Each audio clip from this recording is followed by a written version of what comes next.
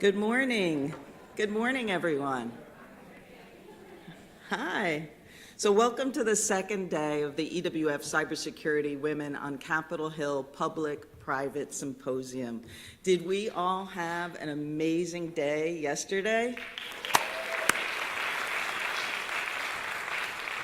I heard some really awesome stories about your congressional meetings and the great follow-up that we all have planned with the senators and congressional staff. I'm so excited that everything went so well and really pleased by how well we were received and the interest level of engaging with the Executive Women's Forum to truly utilize us as a resource for achieving our goal, right, which is increasing women's participation in that legislative process. I know for me personally, our group had the pleasure of meeting with Congresswoman Torres Small from New Mexico, and it was awesome because she was actually providing questions at a committee meeting. So we got to watch her on TV in the committee meetings posing her questions, and when she was done, she stepped outside and came into the meeting room with us and was just delighted that we had such breadth and depth of resources to offer her. And what she said was that as a freshman congresswoman, she thought we would be an incredible resource to other freshman congressmen and congresswomen to really give them some brief them in their efforts on some of the bills that they were considering in passing. So I thought that was awesome. I know that we had 18 thought leaders and over 30 meetings yesterday, so we don't have time.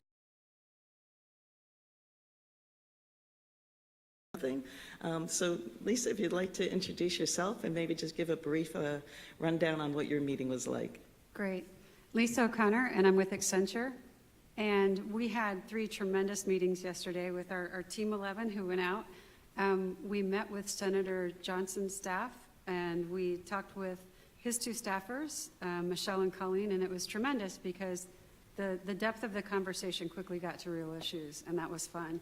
And we had a really diverse group of women in the room from different industries, different sectors with different experience. We had veterans with us.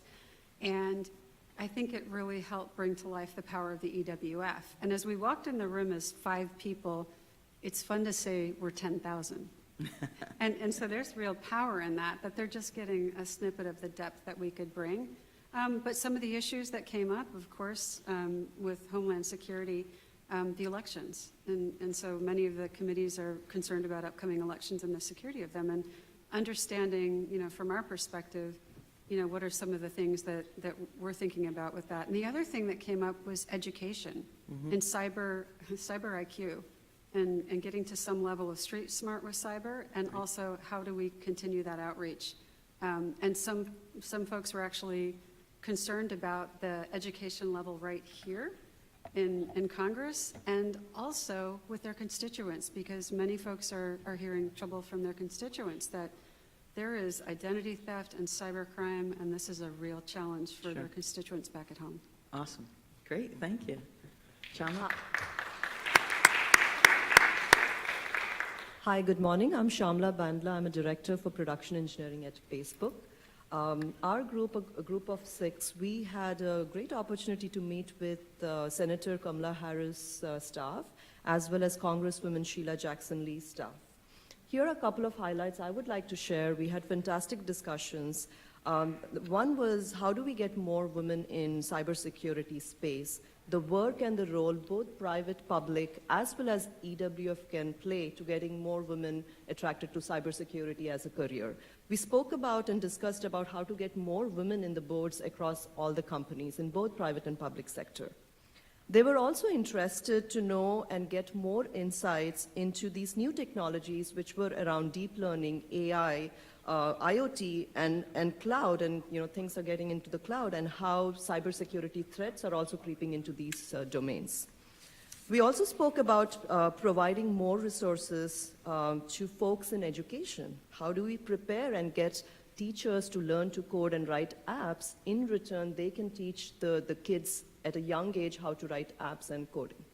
So the discussions were fantastic. It was a great opportunity to represent EWF. As Lisa mentioned, we highlighted all the great work EWF has done, and they were actually very excited to hear that. That's awesome. Thank you so much. Teresa. Hi, good morning. I'm Teresa Zielinski, and I'm the CISO and Product Security Leader for the GE Power business.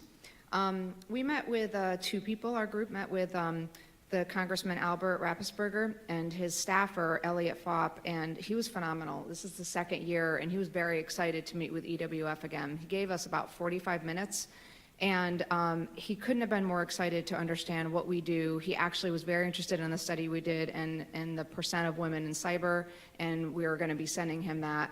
He also asked us to send him one-pagers. So he said, hey, I'm really willing if you guys have one-pagers or something to send to us that we can help lobby, I will read them. So that was very exciting to hear. There are two big focus areas. So they focus on the Subcommittee for Defense and also for Homeland Security. That's their big focus. They talked about the funding in cyber increasing, of which I think we would all expect, and that they work with CISA a lot. And their number one goal is really to secure the election. So we actually talked about ways to do that and then working with private industry. One thing that's really interesting that's coming up that he highlighted is a new form called Cyber Sentry. So this is possibly something that the government is looking at to create devices that critical infrastructure should use to protect information. So it'll be interesting to define how that works. There's a little concern that it could put other cyber companies out of business if the government decides to do this. So I think there will be a lot of discussion, and we offered how we could help in the private industry to share knowledge and really do that in the best way. So that was a great meeting. Looking forward to follow-ups with him. And the second one's with Tom Udall and the Senator for Appropriations Committee. And that one was cut short. It was about 10 minutes. But we talked a little bit broad topics on defense, how to share information on privacy, and whatnot. So great meetings.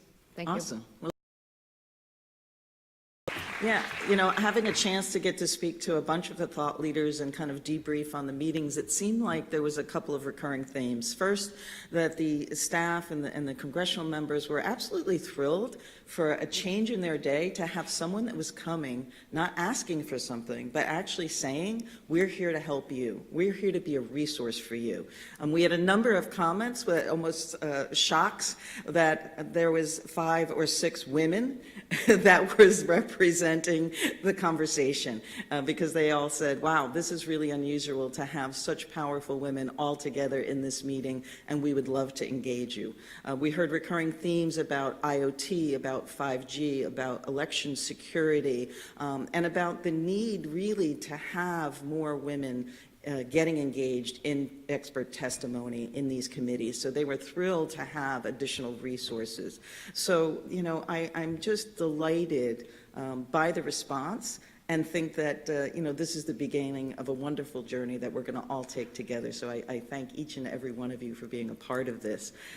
Today, though, we have another all-star lineup of speakers and panels, and each one of these folks are going to be addressing critical concerns that our corporations and our nation face regarding cybersecurity.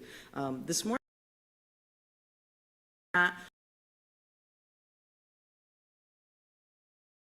Administrator of Information Technology for the U.S. Senate, Office of the Majority Leader Mitch McConnell, as well as Scott Rodman, Director of Information Technology for U.S. Senator Charles Schumer, the Democratic leader.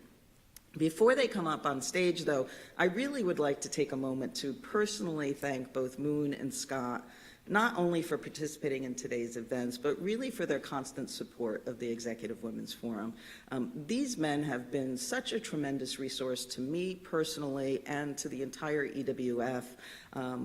I just want to let you guys know, how much I truly, truly appreciate your friendship and your willingness to always help further our mission. So, thank you again. And, without further ado, I'd like to introduce Kristin Judge. She's the founder and CEO of the Cyber Support Network, and ask Moon and Scott to join her on stage for this fireside chat. Thank you.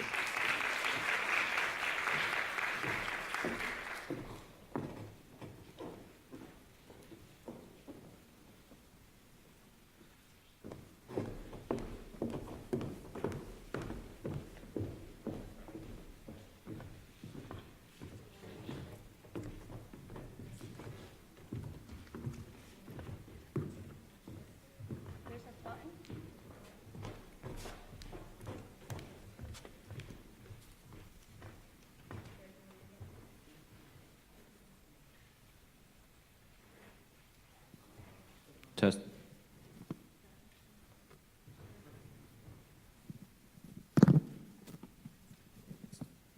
Mine was tucked in. It's not me. I just need IT help, and that's where Moon and Scott come in. So I do a lot of moderating, and I've never been nervous. But because these two are such dear friends, I'm really nervous because I want to make sure that it's fabulous for them. So I'm so honored to be on a stage with two of my very dear friends who are also dear friends themselves. And I'm just thrilled to have you all get a chance to enjoy some of the time with them that I get to enjoy. So it's fun to be able to share these two gentlemen. I'll give you a little bit more about their background. Yes, they are best friends, and they've spent more than 18 years each working in the leadership offices of the Senate, handling IT, cybersecurity, really being out on the forefront. Moon has been with Senator Mitch McConnell for 18 years, and Scott was with Harry Reid and Senator Schumer now. And they are on the leading edge of figuring out how do we make government more efficient, more secure, and keep up with the times. So the Senate is very fortunate to have them. And if you ever get the chance to walk the halls with them, as Joyce and Sally and I have, everyone knows them. Everyone adores them. We have to stop about 18 times just to go a few doors down because they're so well respected and appreciated in the Senate. So you're very fortunate to have them here. They're also lifelong learners. And Moon, some of his educational background right now, he's a PhD candidate in the Government and International Affairs PGG program at Virginia Tech. He's also been in the Political Leadership Development program at the Sorensen Institute. I know it's hurting them right now to have to listen and have me brag about them, but I'll go a little more. Master's at the American Military University, Scott, Air Force Air Command and Staff College, American Public University System, and the Woodrow Wilson Cybersecurity Fellowship. And those are just a few. I didn't want to pull them all off. They're definitely thought leaders in this space and huge supporters of EWF and everything that we do. And it's an honor to have them here. So Thanks, Chris. thank you. So we'll start with Scott. Forbes magazine has reported that by 2021, there'll be 3.1 million unfilled cybersecurity jobs. That number keeps going up every time I read about it. How do we get out of that hole? Because we all care about workforce development. Well, thanks, Kristin, and thanks, Joyce, and everybody for the invitation, and thanks, Moon, for he was the best man at my wedding. He's not just an old friend. So we were aimed in the same direction. We did the same masters at AMU. So we've been in the weeds on some of this, at least trying to get the Senate or try to work with the Senate and the really smart people who work here.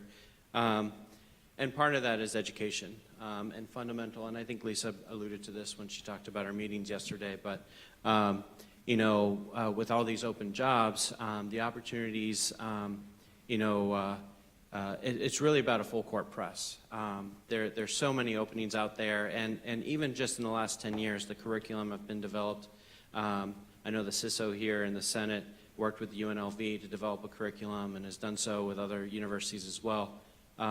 Education is sort of key, right? And that's sort of how I see where we really can do some of the backfill on some of these jobs. And it's not just, in my opinion, it's from age 4, like my daughter is, and then all the way to retirement, whether it be retraining, community college, boot camps, that kind of thing. It really just needs to be a full court press.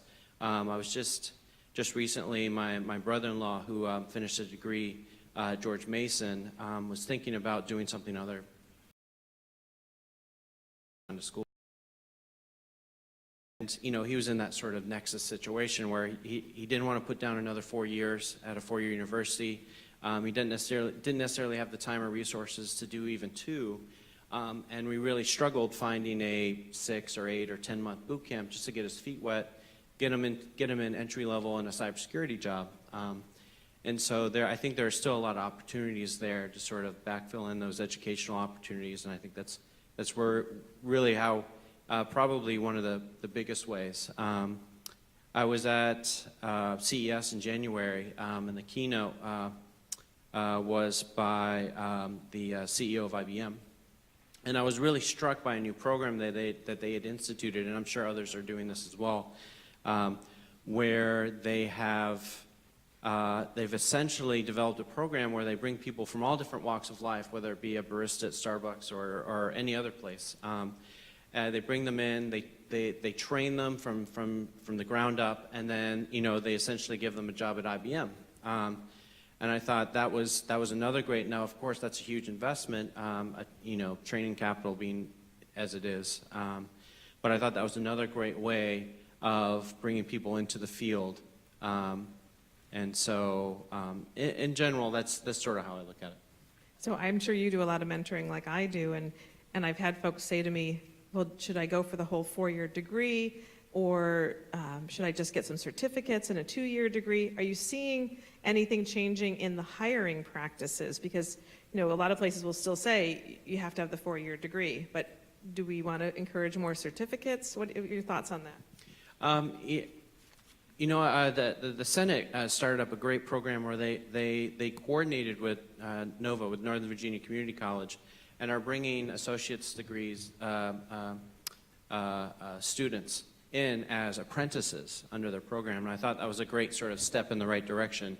I don't necessarily think, like any field, sometimes it's just a matter of getting a little experience under your belt, and that's really the most valuable for these employers. And so 4-year degrees are fantastic. I mean, Moon has 2 masters and is working on his PhD, so obviously we're big pro-education people.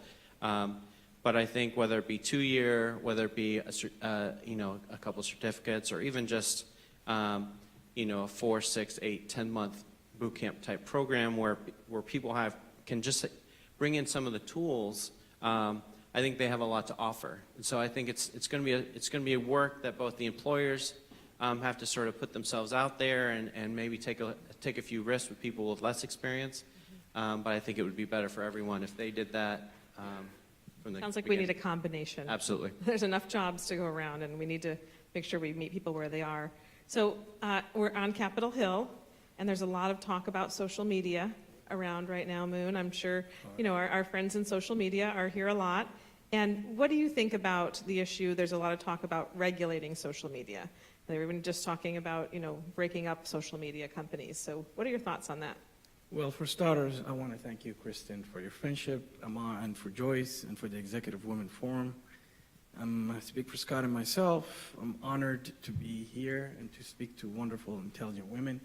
We support you, and please keep doing what you're doing, because your knowledge helps us actually come up with laws that make sense. So when we're talking about social media, we're not really talking about technology. We're talking about free speech. So, and I'm paraphrasing Peter Singer, who wrote Like War book, and cybersecurity was about hacking the network. Social media and the problems that came and arose, and why some people are calling for regulation, is about hacking the human mind. So, specifically speaking, if you look at the law,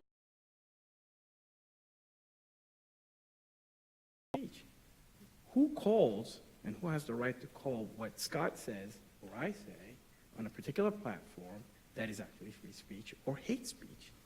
How can you regulate speech? Should you regulate speech? Is it because it's on a digital device or a particular platform that makes it different than what you say to others in the public sphere or in your private homes? So this goes up to a fundamental question. Should the First Amendment be reviewed? Now, 20 years ago, there was the Communication Decency Act. It was passed 20 years ago. And when it got to the Supreme Court, many of its articles were dissected, and then we were left with Section 230, which I think, and many legal advisors and scholars would attest, that it gave us the platforms that gave us social media, that the ISPs and the providers of the platforms specifically say that they're not publishers, they're platforms. So is it the government that should, because First Amendment, Congress shall not infringe on people's press or free speech. Now, things become controversial. Specifically, they rise to the public debate when it gets political. think back in 1968. That's when television, after the Nixon-Humphrey election, TV played a strong, potent force of public political discourse. And then in 1974, we've had the campaign finance regulation in 1974. So after that, TV ads, and you have to have, this ad is particularly paid by a certain person. So history tells us is whenever there's a political ramifications or discourse or debate, and there's two sides of the corner, Congress or governments follow with regulation. So the moral point is it left to the individuals? So when you think about the problems and the challenges, we all know it. Misinformation or fake news, extremists, and bullying, that's a major problem with our children. That's a serious problem, and you've done a great work in highlighting this problem. Now, a lot of counties, a lot of school districts are being sued across the country because of a particular person or student, and fights you just now started to fight. I remember when I was growing up, it was always in the playground, in a soccer field or baseball game. And now it starts in the digital sphere, and then it actually finds it to the physical. So the question is not what is being said in the virtual world, but it's specifically, does it get to physical violence? So these are some of the things that we have to weigh. Now, libertarian groups are absolutely against it, and you have people who are really more concerned. I am all about, and I know I speak for Scott, and your members of Congress, we're all about the truth. But then when you come up to in a political debate, whose truth is it? Who is it the moral values? Are we trying to moral police the American people of what they have the right to actually publish, what they think? And that is a big challenge. Do you think they're trying to find, can we say that A turned into B? So if we do have that hate speech on Facebook or Twitter or any platform, did someone go out and do a white supremacist hate act? How do you tie those things together necessarily? I mean, you can in your brain try and put it together, but you got to have evidence, right? You have to have evidence, but I think Congress and in the Constitution, when you say Congress, and when our founding fathers and mothers actually established the republic and wrote the laws, when they said Congress, they said the government at that time. And at that time, Congress had much more political and legal power than the executive branch.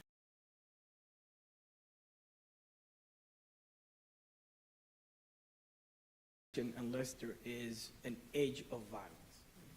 That's when free speech becomes toxic. If you look at the history of speech, censorship has not really worked. It was actually worked against the people because governments actually infringe on minority or native groups. Historically, it's been proven not just in the United States, but all over the world. Now, we differ from our colleagues in Europe. They have more stringent, they tend to be more regulatory than we are. You've been to Great Britain, you know how their laws are. Our system of government, free speech, is a cornerstone of the American foundation. So, and I kind of feel for these companies, there are only two of them, I guess, Pepsi and Coke, Twitter and Facebook. But they scaled fast and they scaled big. So should they police the content? Can you actually hire enough people to go over billions and billions of posts? God, I hope they don't see mine. But Yeah, I hadn't thought of it that way. Thank you for that perspective. Another thing that everyone is talking about, Scott, is AI. And where are we going to be? Where are we right now? How is it already influencing our lives? It's creeping into every part of our lives, it seems like. And one of the issues I know that women care about is they're talking about the people that are building AI systems are usually men. So they're going to think like men more. It's another issue. So what do you think about what's going on with AI now, and where are we going to be in a few years? Well, that's actually a really relevant question. I just finished Amy Webb's new book, The Big Nine, and that's sort of one of the big topics she tackled in that book was sort of the tribe, the AI tribe, which essentially are and have traditionally been for 50, 60 years, predominantly older white men.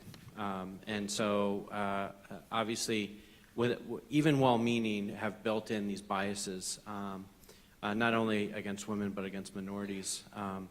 And so, that will continue to be a struggle. And the point she makes, which makes a lot of sense, is that we're at this crossing point where we're going from these sort of artificial narrow intelligence, as she puts it, to a artificial general intelligence, which we'll see here in the next 10, 20, 30 years.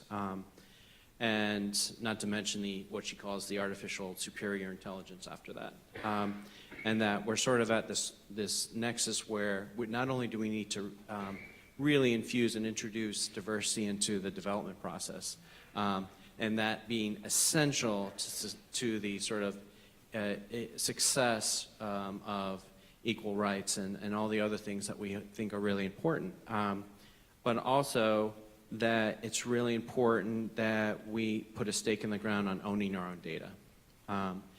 And making You mean sure... us personally, or? Grand terms where you have what she calls the big 9, which are 6 companies in the US and 3 in China that, will carry AI into the future. And the obvious ones being Amazon, Google, Facebook, and a number of others, and then Tencent and Huawei and Alibaba in China. What she emphasizes is, I think, really smart, and that is we're at that point now.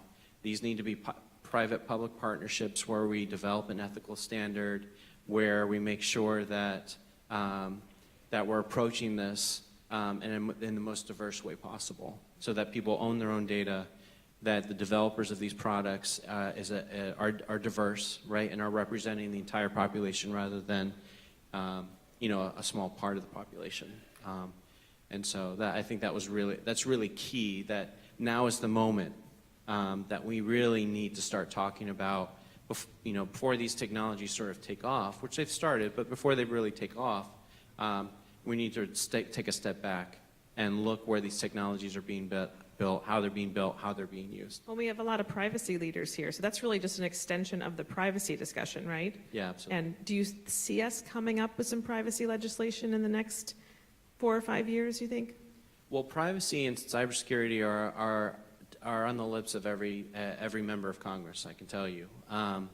And it's never been more relevant than now, when information distribution is instantaneous around the world, and our data and our personal data has value, and AI is being leveraged to use that data and pass that information along. That it's certainly relevant. It's certainly something that everyone's talking about. And ultimately, I think that's one of many reasons why EWF is so important, is bringing in the diverse opinion and expertise and making sure we do this right. Yeah, we need to engage these privacy professionals. Yeah, absolutely. And so, Moon, I know in your PhD work, you're talking about AI from a defense and attack perspective. So what are your thoughts on AI when it comes to how maybe nation states will be using it, or how it's going to be the next face of war that we're looking at?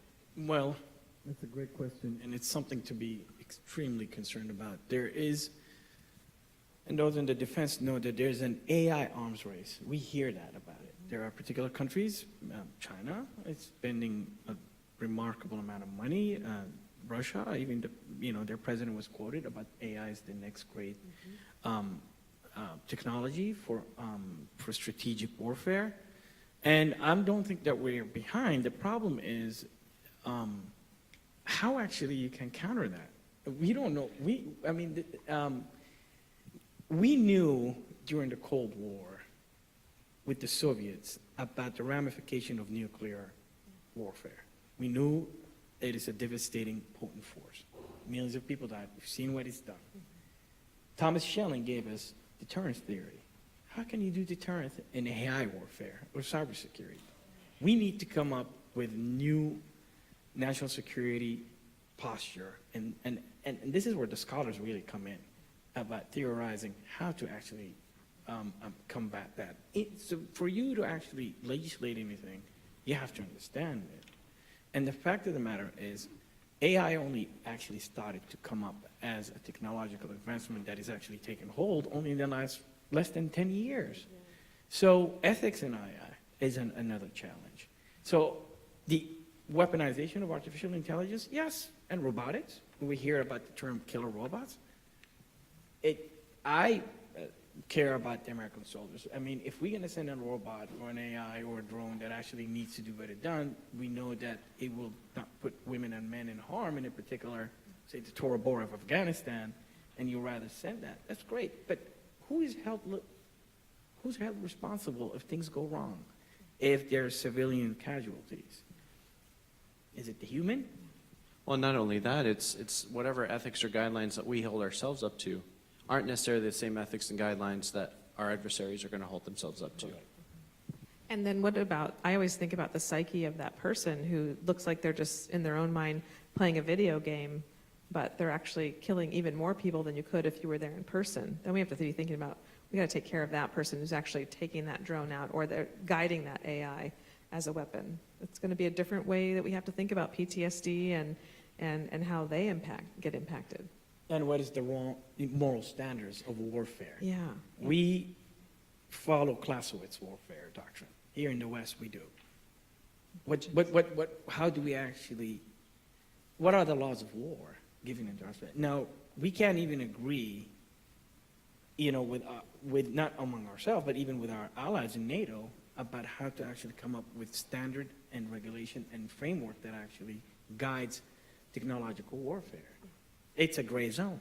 Yeah, we have a lot of work to do. So looking forward, Scott, take it a little bit lighter, hopefully, and talk about a little lighter things. Or we got to engage Arnold and the Terminator, get him back and help us out. But what do you see as some of the trends just in cybersecurity in general coming up in the next couple of years? Well, you touched on it, privacy, data security. Obviously, it's something that's in the news every single day. It's something that will continue to be, and as we sort of engage these technologies on the internet and other places, the privacy and data is going to be an everyday topic. So not only is it, I would say it's a trend now and has been for a short while, but it will only become more important.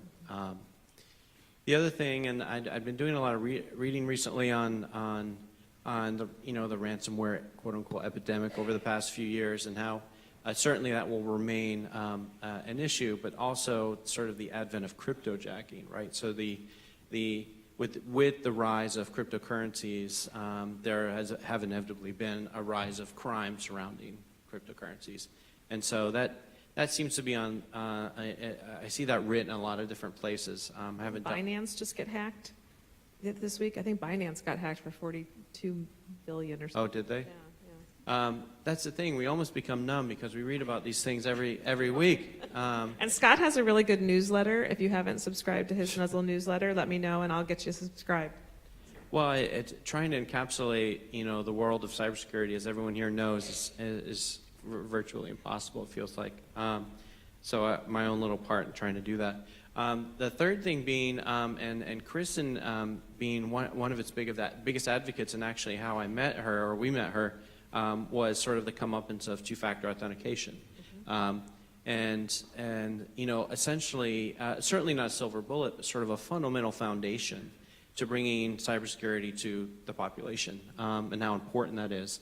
And I think it's still sort of in its infancy. I still pretty sure my mom doesn't use two-factor authentication, but I'm working on her. And I think that's something that we'll see more and more of as it becomes easier and easier. And yeah, it has gotten a lot easier to use compared to just even 5 years ago. Absolutely. And government, which tends to be a little behind as far as, we like to say we don't like to be bleeding edge, we like to be leading edge. But we don't make leading edge sometimes. But even government's sort of on board with this, right? So you see sort of a wide, almost ubiquitous two-factor authentication across government, at least federal, or we're working on it at least. Well, and the Senate IT board that you're a part of is helping to drive that, correct? Absolutely. I mean, that's been a big push here. I mean, we have a great cybersecurity infrastructure here, and we've spent a lot of time and money and expertise on building that up, but as in any space, any business, our biggest vulnerability, quite honestly, are the end user.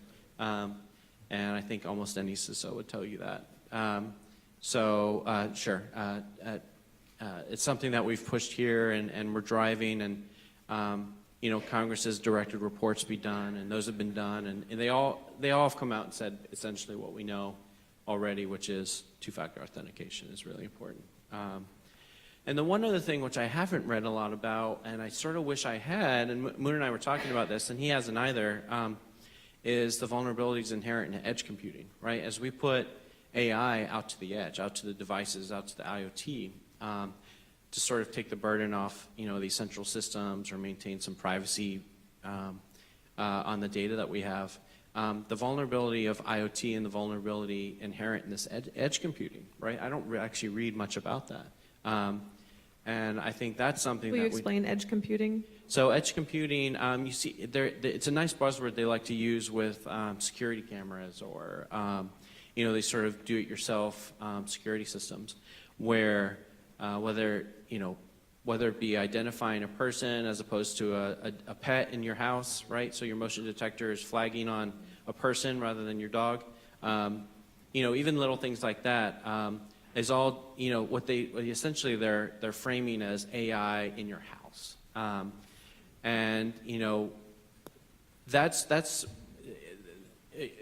That seems to be one of the things we're not really talking about.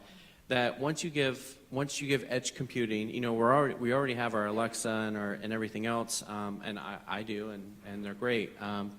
But we have these tools in our house, and the more and more power we give them, and the more information that they're sort of generating themselves on the edge, makes it more and more important that we secure them in the right way. So we talk about IoT security, but I see this edge computing as being something that we should talk more about.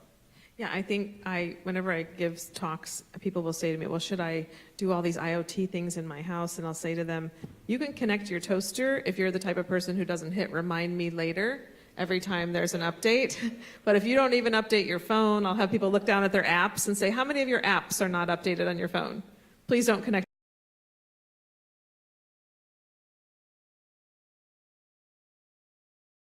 Where you think we're going? When I think 5G. 1G gave us the ability to talk over cell phone. 2G gave us the ability to have voicemail and text. 3G gave us access to the internet. 4, a deeper penetration into the internet. 5, this is when any device that is able, especially with IP6 coming up, which is limitless.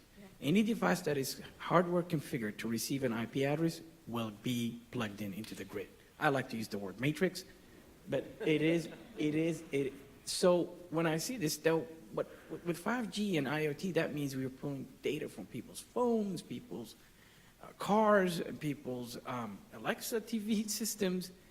Data is coming from the right, data is coming from the left. Where is this data going? Where is it being stored? Who has access to it?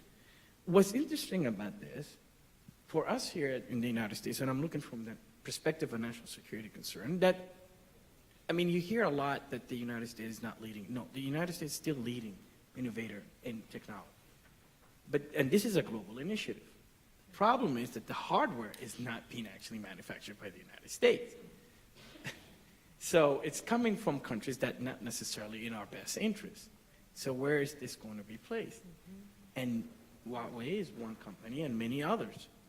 So the IoT, the security of it is actually not, so it comes to the end user specifically about data. Data is going to be, and we all know this, the new black gold. Data. I think it already is. It is getting to that point. It's coming from social media. It's coming from your own searches, from your own purchases. 5G is going to be, I think the economics report says that 5G is going to add about $15 trillion in the next 15 years into world economy. Jobs, businesses, speed matters and matters what. But the problem is it's security. Data. The data. Yeah. Who has access to it? And the interesting thing about 5G, this is where local area networks are no longer going to play any role. We're going wireless, over the airwaves, and it can be remotely configured from a cave in Tora Bora if you have access to it. And this is no joke.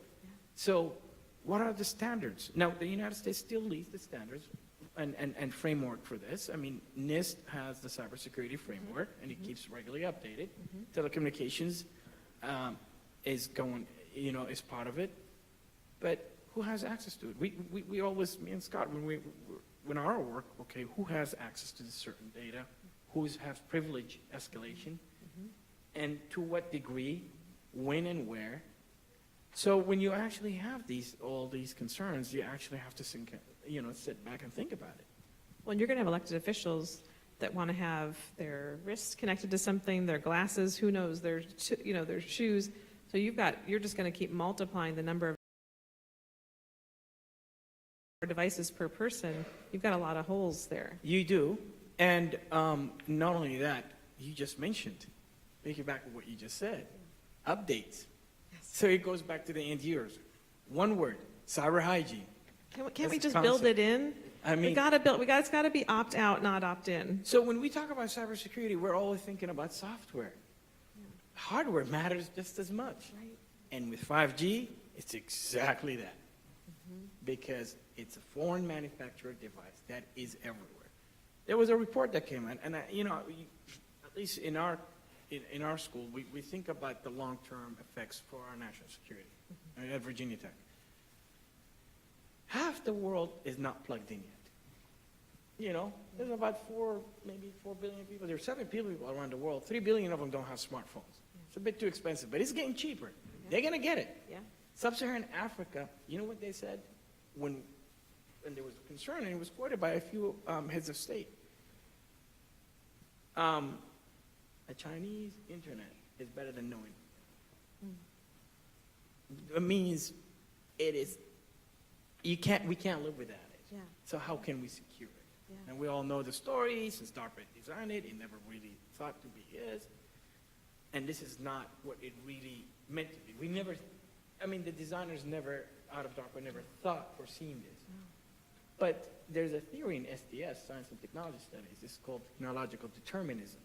Do humans determine what technology is going, or technology determines the behavior of humans? I feel like the technology is dragging us along right now. You look at the younger generation. Well, it depends. Again, Yeah. I'm going to put my scholarly hat and say, okay, so reductionist theory will say, okay, well, where's the social justice in all this? Who gets what? You just mentioned about AI, arms race. I'm looking at it from an ethics issue, predictive policing. Remember the movie Minority Report by Tom Cruise? Yeah, That is actually a real thing now in certain cities. that's true. Yeah, and so that brings up, Scott, the whole buzzwords that, I remember when cloud just became a thing, and I was working with elected officials and trying to explain cybersecurity to them in 2009, and they wanted to know what this cloud thing was, and they literally were looking up in the sky. But we've come a long way. So cloud, and then the supply chain, that's sort of what keeps me up at night. Can we actually do something about supply chain and cloud and asking to keep our data on, a database in the U.S.? How are we going to get through this mess right now? Well, I tell you, the first time I ever had to ask these questions, I was at NAB about a month ago. We run a radio TV studio, and we're looking at upgrading some equipment. And for the first time, every single vendor I talked to, my number one question was, where do you manufacture your equipment? And it's because we're all taught, this is a really hot issue right now because you bake some sort of malicious intent in some of these pieces of hardware that come from other countries. And not only can we not recognize it as malicious, right? We don't know it's there. And it's sitting on these processors and transistors, and not transistors, but on these boards.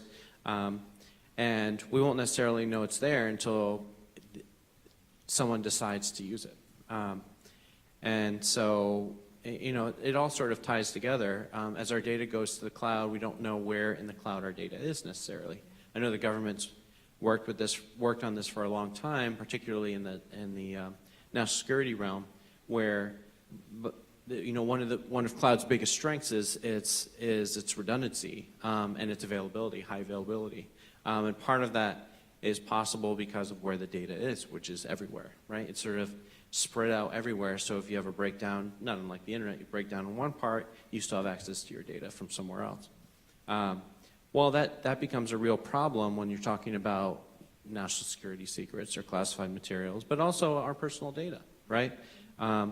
You know, some of these, you know, social media vendors who have sort of the lion's share of our personal data, not only do we want to make sure that they're good custodians of our information, but where are they storing it? It's important. Because, I mean, for obvious reasons. So cloud security and sort of supply chain security are all parts of the two pieces of the same puzzle, and that is where's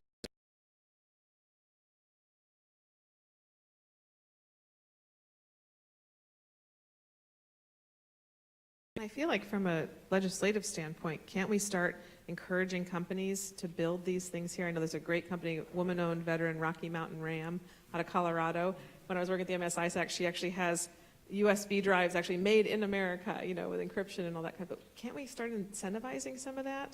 Is there any appetite for that, you think, to build some of this stuff here? I would just, in line with what Scott said, well, again, you're getting into the monetization aspect.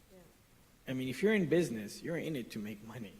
You're not in it. Does it make sense to actually manufacture a USB here versus it's somewhere else? Well, if we give tax incentives, I mean, that, you know, we have the power of the purse in Congress. Let's make it so that people want to do that here, don't you think? But I'm fine with, but if someone in some country A, you pay them $10 versus someone you pay them $15. At the Yeah. end of the day, people in business, it's all about the bottom line. Yeah. So we just have to decide this is a risk versus reward situation. But personally, I'd like us to see doing more here. Well, I'm with like, you 100%. like anything, any issue that seems sort of cut and dry for us, which I totally agree with, comes to DC and turns into sort of politically sensitive. Yeah. And So- where we allot our tax dollars and how or if we retrain people away from other industries, that's something that's a little sensitive and hotly debated. I wonder if we have a cyber 911 because of some of these devices coming from places that are not friendly with us. That may be what it takes. Absolutely. Well, we've heard former directors of the Intelligence Committee Yeah. talked about the Pearl Harbor moment. Yeah. God forbid Yeah. that ever happens. Yeah. But all national security legislation and will consider all critical infrastructure as a national security. The financial systems, the critical infrastructure, Yeah. our aviation, our ports. So if something actually does that, and when we say Pearl Harbor and a 911 moment, that means when it's not just a hack for a network. Right. That's when people start to die That's and right. physically Yeah. harmed, God forbid. Yeah. Yeah. And then we might see. At the end of the day, people might criticize Congress for being too slow, but it's made to be that one. It's a deliberative body. Right. And we react, Congress reacts Yes. to things that has happened. Yeah. And Let's how hope to- we can be a little preemptive on this one. Oh. Yeah. Amen to that. So ransomware, Scott was alluding to some of the articles that have been out lately. They're talking about it quadrupling and 500%. What in the world are we going to do about ransomware, and where are we in that fight? Whenever I think of ransomware, I think of one word again. Wanna cry, made me cry. I mean, that was by far the most potent ransomware virus in human history, to date. To date, yeah. To date. Tomorrow could be a different idea. And if you ask the folks back in, your friends in the United Kingdom, their health system almost came to a standstill. And it is a virus, malware, that was so able to replicate and reinvent itself. I mean, it was very sophisticated. The question is how not to prevent it, but it's actually more than that. You do the best you can, but the laws that governs it should, and they still follow under the Computer Crime Act. Now, jurisdiction is an issue. You all know Talk about it. that a lot, yeah. And you talk about it.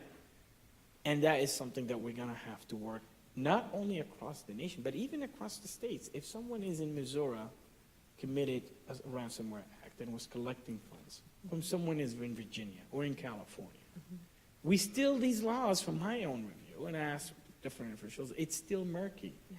Now, going back to the technical side, well, you have all these tools, you have all these somewhat guard yourself, but at the end of the day, Scott mentioned the cloud. You're just gonna have to learn how to back up the data. You're gonna have to do your best, and you're gonna have to have, in terms of like making sure you update, you have what we call cyber hygiene. Everybody knows this. But the problem is, the hackers are always tend to be 2 steps ahead. It's just like the Nigerian letter. Send me money, Right. and I'll pay you. The problem, you pay them, and your data still gets deleted. Right. I don't have the answers, Kristin, I'm going to be very honest, but it is a thing that is technically can be addressed, and they're going to keep at it.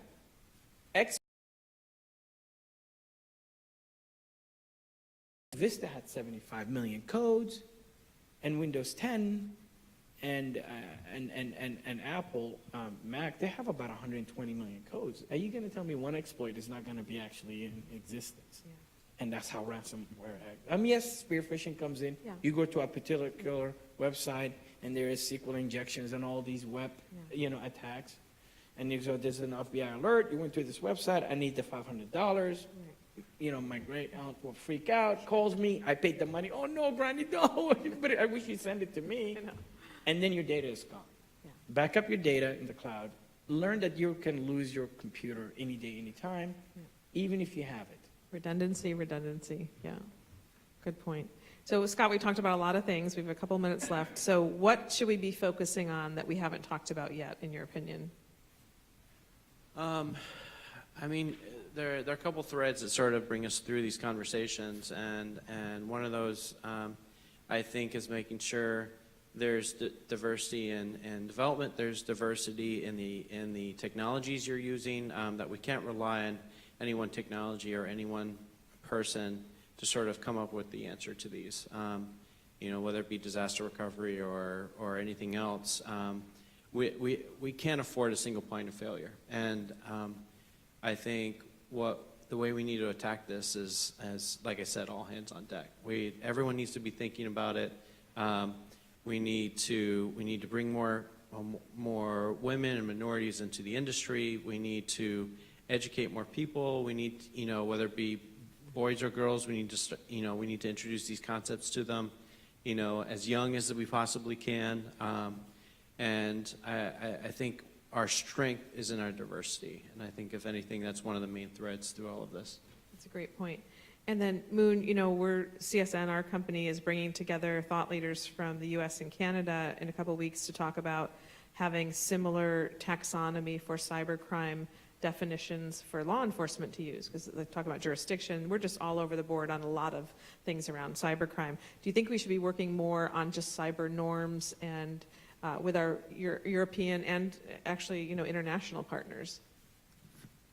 I'm all about international cooperation. That's always been my belief. We're all in this world together. Problem is, not everybody wants to play fair. In fact, cybersecurity is a domain that actually gives weaker states almost an equal playing field with us and with stronger nations. This is, realism theory. Why would I actually or state that actually to its advantage to keep things as it is in the virtual world, the wild, wild west? I don't want to play with the rules. I get to do what I can and project my political goals and geopolitical reasoning and objectives, because there's just no norms. So there's always been a debate, international, the UN and the General Assembly. They couldn't get together. They couldn't even agree on the language. So President Macron comes up with the Paris Call that wanted to bring in the Budapest Convention back in 2002, dealing with cybercrime. It's just becoming like the International Criminal Court. We're all for it, but no one wants to ratify it.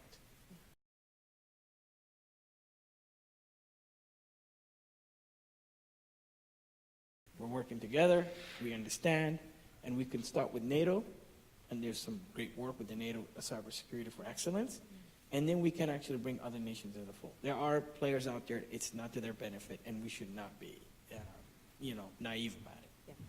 Well, this has been amazing. What an amazing 45 minutes for me, very selfishly. I hope you all enjoyed the time. Moon and Scott will stick around with us for a little while, so if you did want to ask them some questions, and if you need to get a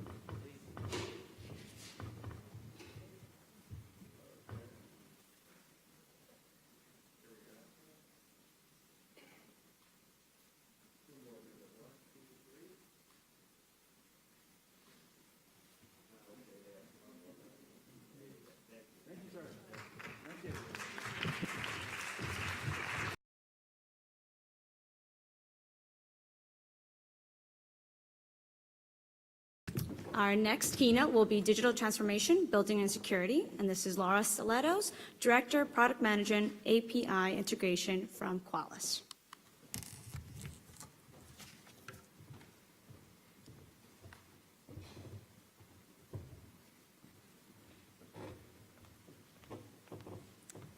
Hi, everyone. Thank you very much. So a common theme that I've been seeing at this event has been journeys.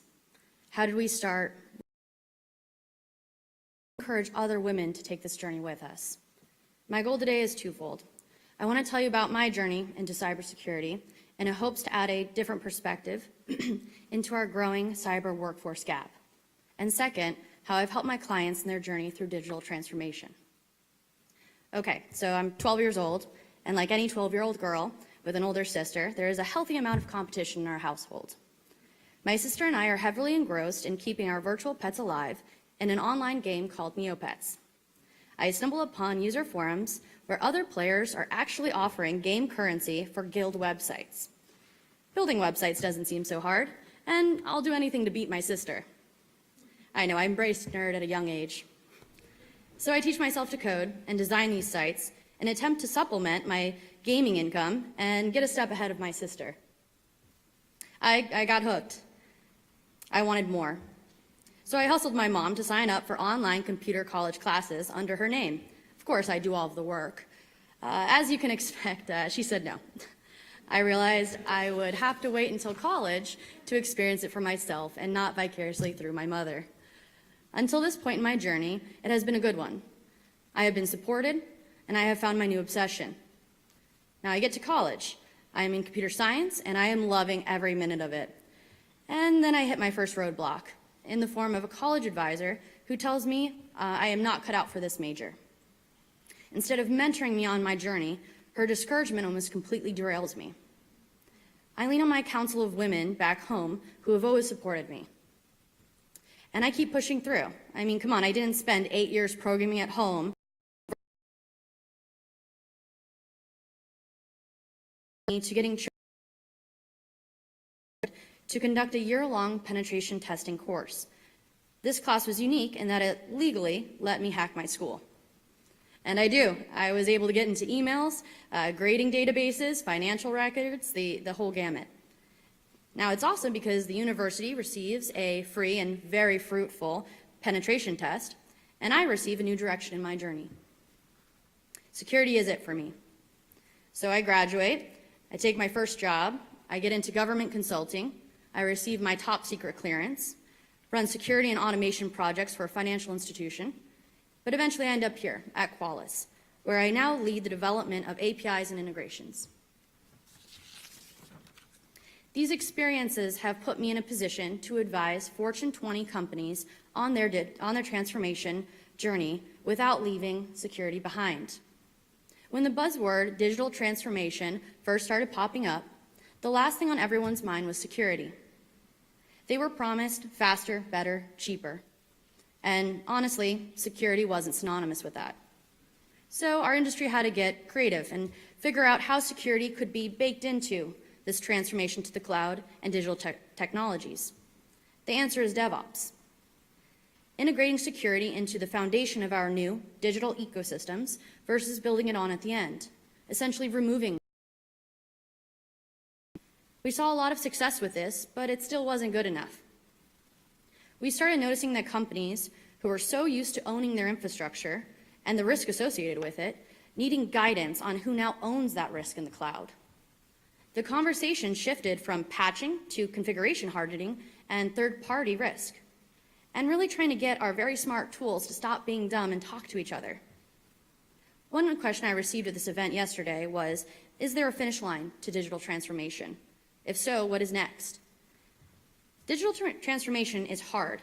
I don't see a finish line in sight, but I do believe that there are shifts that are going to happen within digital transformation.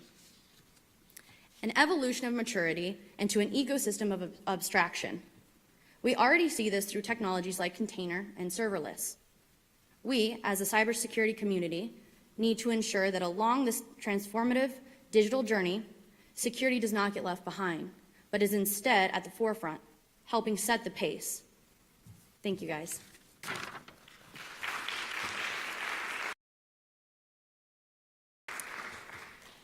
Now, I wanted to leave some time for some questions. Again, digital transformation is a little bit of a loaded topic. I have experience working with several very large corporations, helping them with that journey, but also the scalability. One thing that happens to be brought up multiple times here is the gap of skills, is the gap of people. So with that struggle, a gap that I've been trying to fill with my customers and in my past experiences has really been around automation, trying to add that scalability, because when there's nobody to do those roles, we have to rely on technology to help supplement us. So I really wanted to just open it up to any questions or anything in the audience.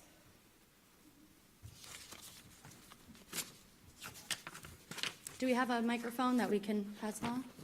I think we've got mics on the side here. Yeah, perfect.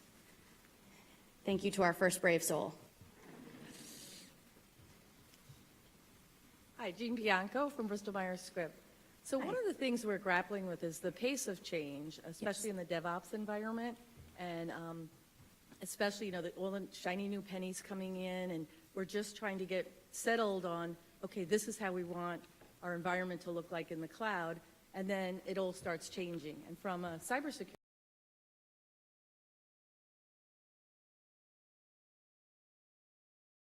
kind of gets settled, and then maybe a month later, everything seems to change. Yep. Do you have any thoughts on that? Honestly, it reminds me of our career journeys, constantly pivoting, always having to be agile and really trying to mature with the moving landscape. All of the things that I can say here in terms of bringing security, there's a common misconception of security where somebody's in a hoodie in the basement. We want to get rid of the diversity, these different perspectives. That is not at the end. It's like, oh, by the way, you need to rewrite your entire on at the end. And how can we secure so you don't have to bake this agile are coming back as you're doing iterative development. Be collaborative. Again, we do it in our careers, but it doesn't always translate into the workforce from the projects we work on. So from my perspective, that's how I try and tackle that challenge. Great question.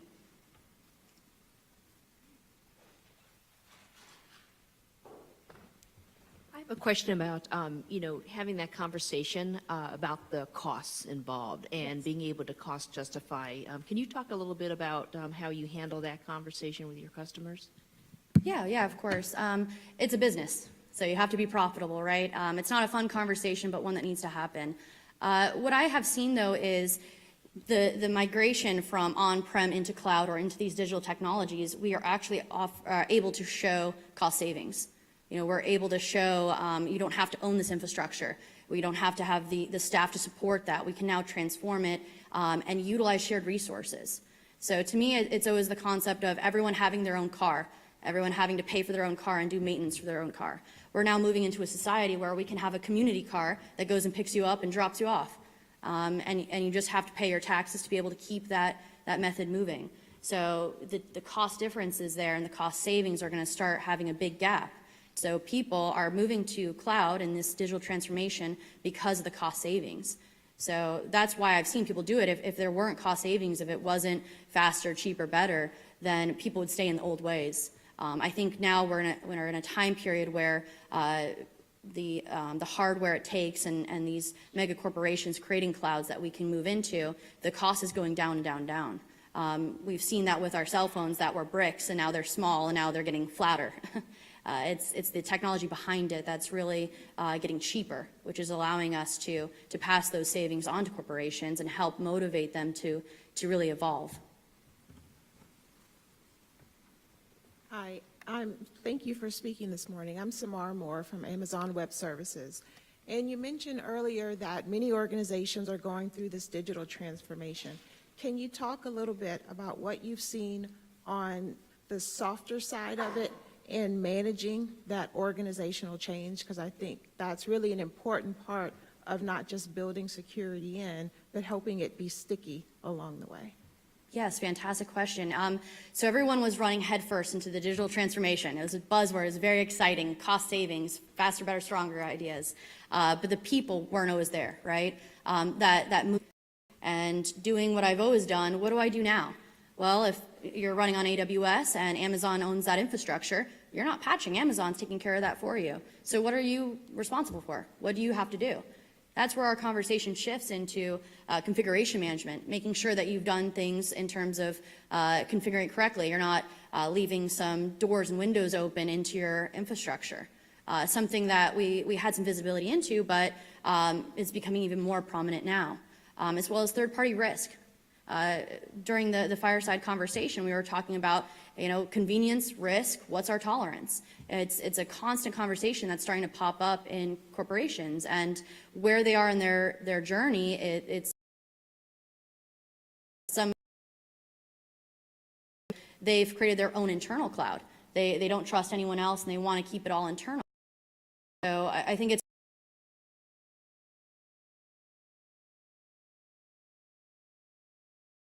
come out.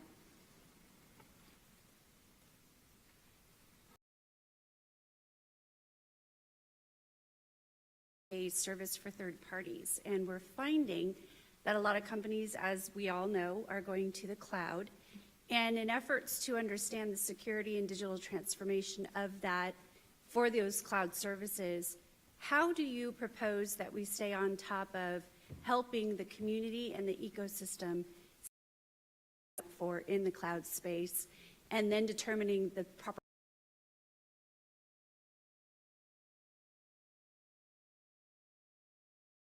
Yeah, of course. That's a great question as well. It falls on us as a cybersecurity community to take on that responsibility, and that can look at many different forms, as consulting, as getting involved in the community with your newsletters, creating standards, coming together, passing bills, really trying to use our expertise in a way that's more scalable. We can help people one-on-one, but as a group, we can really create laws. We can push things into effect. We can create standards. And I think that's the way to go, is really trying to set a framework. Can look to us, can look to the experts and say, what do you say we should do? This is new, this is uncharted territory, where's my map? And we really should come together and help create that map. I know of some corporations that are kind of doing that in silos, but trying to bridge those gaps, and as a community coming out and saying, this is the cybersecurity framework for this.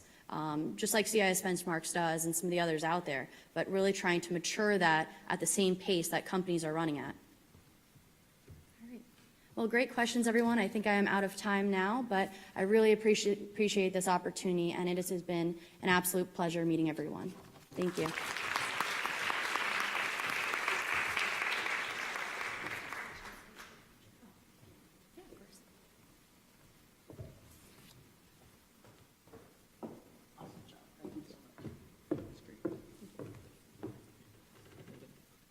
He's not here. We'll come down for the photo.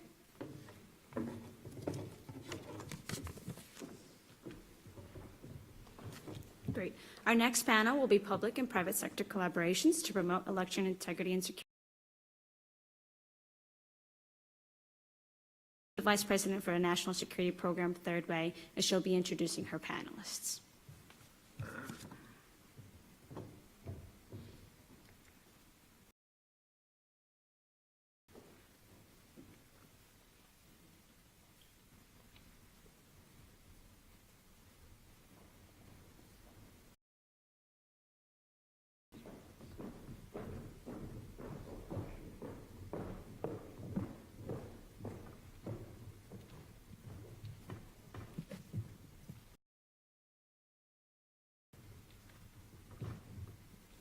Good morning, everyone. Thank you so much for coming. And I'd like to thank my two very distinguished guests for joining us to talk about an issue that affects all of us, and cyber plays a huge role in this. As we all know, in the last election cycle, in 2016, we realized that our election systems were a lot more vulnerable than we expected, and it led to a reckoning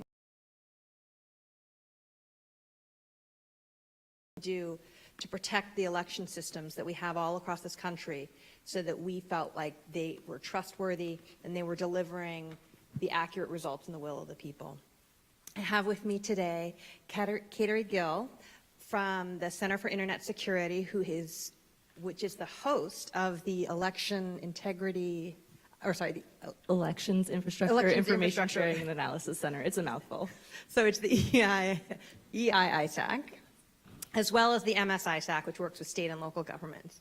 And we also have Salila Saladin from Facebook, who has played a crucial role in educating Americans about their election options, and she is the Director of Cybersecurity Policy at Facebook. I'm Mika Oyang. I run the National Security Program at Third Way, and I've done a lot of work on cybersecurity throughout my history as well. As a former congressional staffer on the House Intelligence Committee, but now running our cyber enforcement initiative, which looks at how we hold accountable malicious cyber actors online. But I'd like to start with our two guests and have them describe a little bit about the kind of work that they are doing now and what their organizations are doing in election integrity and election security. Kateri, can we start with you? Absolutely. So when I first started my career, I started off in geology and physics. I was studying the late heavy bombardment theory and the Hadean atmosphere, so I never thought I'd wind up in election security. After going to semiconductor and creating better, faster computer chips, I got a little disenchanted with it because I'd go out to dinner and see these families of four all on their laptops or phones or tablets playing games and not paying attention to each other. So kind of jumped to the other side and started securing the computers and chips instead of building better, faster ones. So fast forward to 2016, we all got involved in not just cybersecurity, but election security as well with the MSISAC. So I'll get a little bit more into the history later, but we built this program called the Elections Infrastructure Information Sharing and Analysis Center, or EISAC, which provides no-cost resources to state, local, and territorial election offices. So one of the things that people don't necessarily realize is that we're running elections almost every day, and some of the organizations that are running elections have a single individual who works maybe 2 hours a week to try and run the elections. So do they really have the bandwidth for security? The idea here is that we have this hub, a 24/7/365 security operations center, where we have cybersecurity experts on the floor all day, every day, where election offices can reach out to us for incident response, best practices, just questions, does this look funny to you? So not only are we trying to help them in a reactive format, but we're also trying to help them in a proactive format where we send out intelligence information to help them be a little bit more proactive. If we identified vulnerabilities, things like that, we notify them of those types of things, but also trying to educate our election officials to be speaking the same language as their IT staff so they can get the support that they need. Salila, please.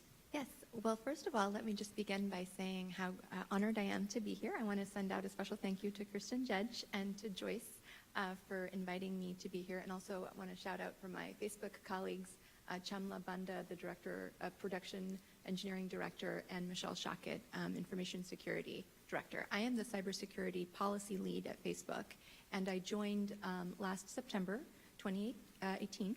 I spent more than a decade previously as an attorney in the Department of Justice. More than half of that time was spent working on national security matters. I spent nearly 2 years as counsel to the Senate Judiciary Committee chairman, working on legislation intersecting with the technology sector and with national security. And so it was very transformative for me to think about joining the private sector, because I was one of those people who, after graduating from Yale Law School and clerking for a federal district court judge, really saw the future of my career in public service and serving a mission that I still to this day and for the entirety of my life am very committed to as a personal matter and as a professional matter. But the opportunity to join Facebook to work on election integrity efforts in the context of cybersecurity was one that I think was definitely in line with the way that I have pursued my career, because what we're talking about is election integrity, not only in the United States, which is certainly a topmost priority, but also globally.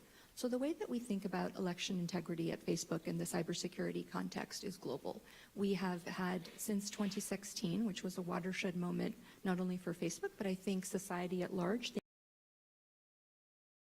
Cybersecurity does not just involve exploitation of infrastructure, but also thought process, right? Also how people will engage with what they have in the open source, and how the information that we see and that we perceive as real might not be the case.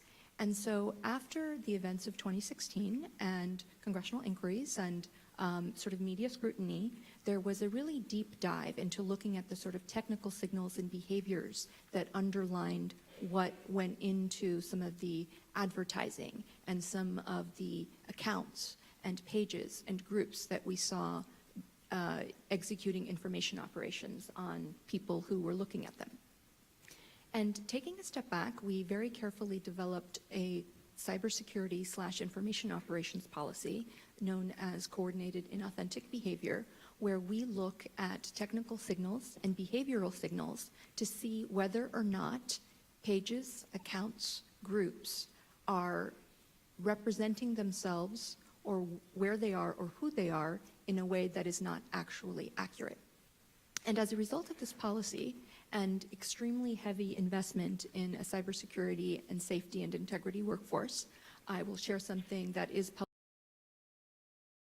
In 2016, we have more than tripled our cyber integrity security workforce, such that the investment on that, if I am quoting a recent Mark Zuckerberg interview correctly, is more than what our company revenue was at the time we did our IPO. So that is a significant amount of workforce investment and of capital investment. But as a cybersecurity professional, I think anybody knows that you can never hire your way out of a challenge or spend your way out of a challenge. And so it is very iterative what we're doing. We have had very many successful takedowns in Latin America, week in Brussels, where Facebook led and I led coordination on a meeting of more than half the EU member states and brought together Microsoft, Twitter, Google, and Facebook to talk with cybersecurity, intelligence, and national security officials on what we can do to coordinate. So this approach of working closely with industry, working closely with civil society, and with government to align with sort of technical investment has been critical to us really trying with each effort to be primed and ready to tackle these challenges that sort of exploit what we consider sort of traditional cybersecurity vulnerabilities and this sort of more nuanced information operations aspect that is very cutting edge in terms of how our products and services are reaching the end user. And so it is an iterative process. It is one that relies on many. So Salila, that investment and that global reach is really impressive. I think we, the American people, have seen well documented some of the tactics and threats that were used in 2016, but since your company has global reach, can you give us a flavor for how the threat has evolved and what kinds of tactics you're seeing internationally that Americans might be on the receiving end of in a future election? Well, first of all, I will say that we have, again, a global team, and I'll give you a really good example from the EU, but we're sort of on the alert all the time and have, let me actually take a step back and sort of talk about. So first of all, in terms of coordinated and authentic behavior, it's divided into 3 areas that we see in terms of what we're detecting. And this would apply to analyzing threats anywhere in the world, including the United States and including looking forward to, for example, the 2020 cycle. And this was the same approach that we took looking at the US midterms last fall. And so when we look at coordinated and authentic behavior, there are 3 ways one of us can relate to some of this. getting started with an idea. Maybe that idea is generated off-platform.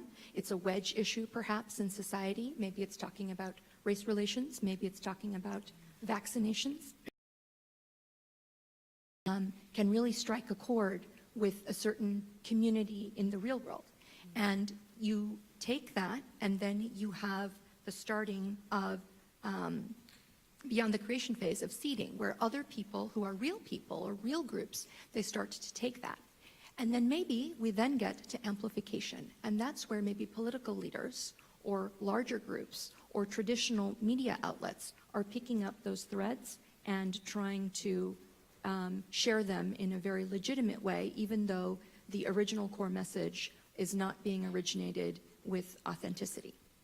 And so in terms of how we've seen this elsewhere, one example that I think is a really good example is a takedown that we did that involved the Moldovan government.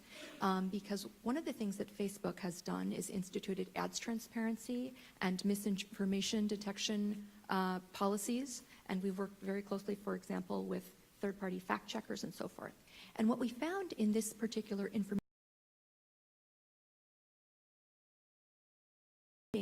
a fake news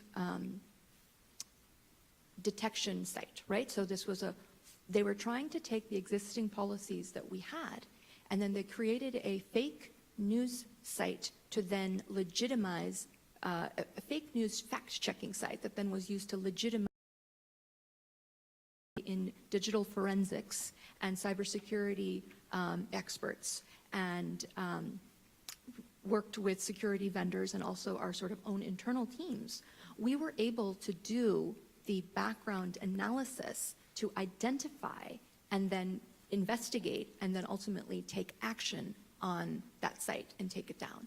So I think that's very significant because, again, what you have there is an awareness of the policies and what's not allowed and seeking to exploit it in a way that is non-transparent and that wouldn't necessarily be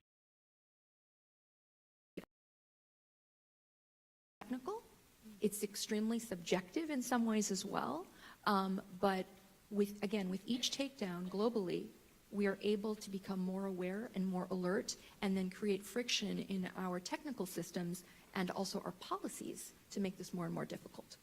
It shows you what the role is of the private sector in this election and how prevalent it is and how much we rely on that. But at the same time, elections and election infrastructure is run with governments. And so how do we think about the kinds of information that are involved in this when you see those kinds of threats, when you're trying to get all these different election agencies to work together? Kateri, can you start and talk to us a little bit about what's that process like? It's very challenging. No, but more seriously, so we work on a membership basis, the EISAC. It's totally free, totally voluntary. Any election office or their election officials or IT support staff can go ahead and join. It's an online form, and they don't never have to send us any information. And what we say to them when they join is that we will be sending you information that may be a little bit sensitive because we don't want to tip off malicious actors that we're onto them, of course. So we ask that when we share information with them, they don't share it any further. So we start off by building this relationship. So by saying that they don't ever have to share any information with us and they can just sit back and take our threat intelligence and our threat landscape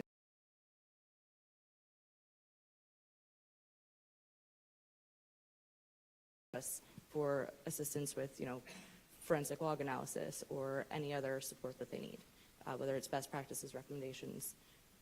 So once we become that trusted source for them, which has happened incredibly quickly in the election sphere, it's been really, really incredible. The EISAC is actually the fastest growing ISAC in the history of any critical infrastructure subsector. So that trust has been built very quickly. Mm-hmm. However, we still rely on our members reporting to us what they're seeing, what they're experiencing, things like that, so we can get a holistic view of the environment.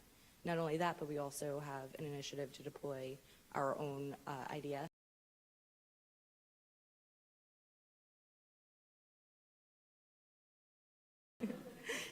So when we're reaching out to state and local governments and saying, hey, can we put this piece of equipment on your network? We need to be trusted.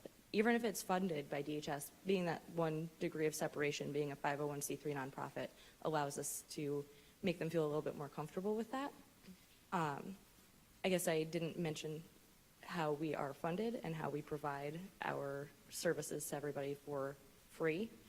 The U.S. Department of Homeland Security actually funds us through a cooperative agreement. It started back in 2004 with the Multi-State Information Sharing and Analysis Center, which is also hosted under the umbrella of CIS. So once the reports of interference in the 2016 election came up, we were asked to do some digging into our logs from the monitoring devices we already had on as the MSI-SAC. And because of the intelligence that we already had, the trusted relationship with the state and local governments that we already had, once elections infrastructure was designated as critical infrastructure, we were turned to pilot program to support elections infrastructure.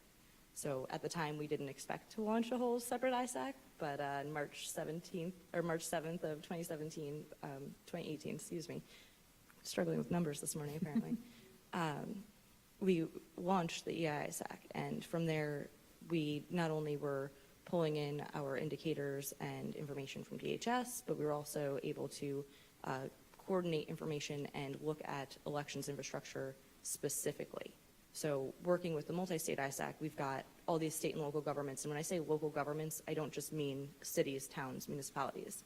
I mean any public non-federal entity, K through 12 school districts, police departments, port authorities, things like that. So being able to hone in on the elections infrastructure subsector and get intelligence specifically for them was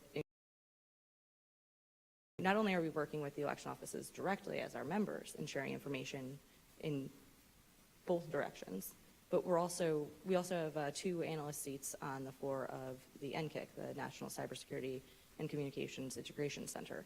So that is an amazing pathway for us to get declassified federal information directly to our members and support them better, and also be able to feed up some more broad statistical information. Of course, we never share information any further than our members say we can, because we want to keep that trust, and we don't want to call them out in any way, shape, or form. But it's definitely been a challenge. It's been a civics lesson for sure, because we're so used to working with state CISOs and having to figure out how the relationship works between the Chief Information Security Officer and the election officials in each state. It varies state to state.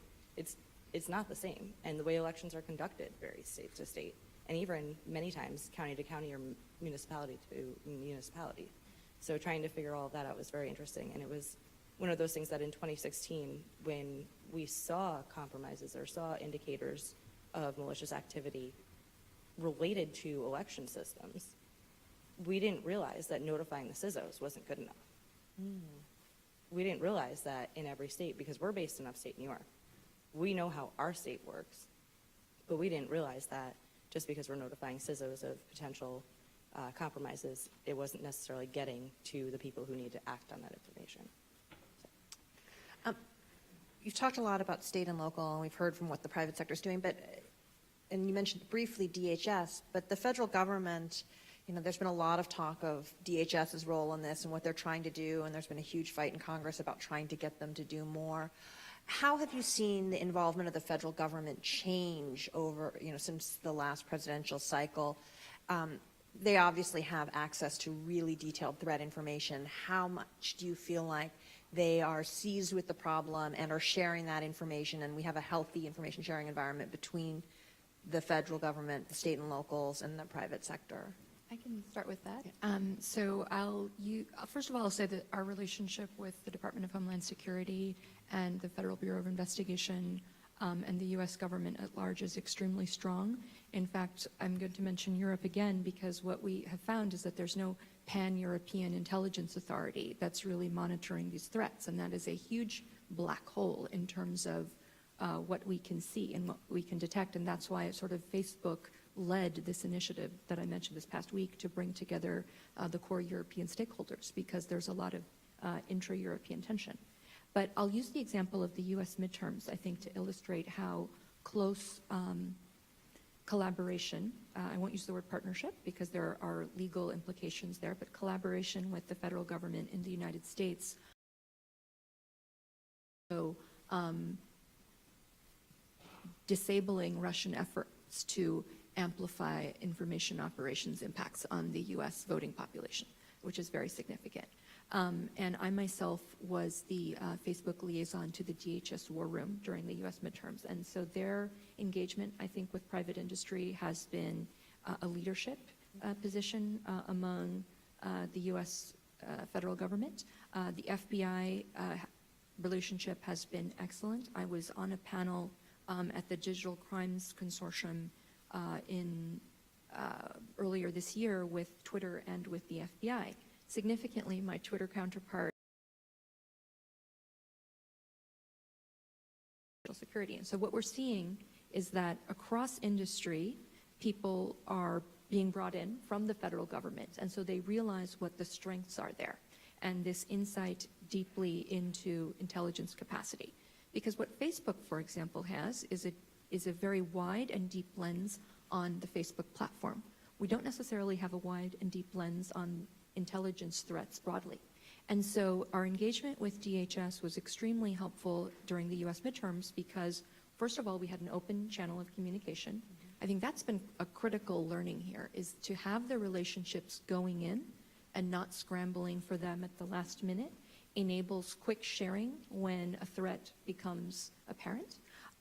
This is a misinformation example rather than an information operations example, but for example, voter suppression information on Facebook is a violation of our community standards, and it comes down. It is not demoted. There's not an indicator that this may be misinformation. It is removed once confirmed as misinformation. And we had flagged for us by our politics and government team's liaison with the California state government that there was some potential misinformation being circulated that had an ICE logo, suggesting that there was federal law enforcement patrolling certain voting locations. We were notified that this was starting to go viral.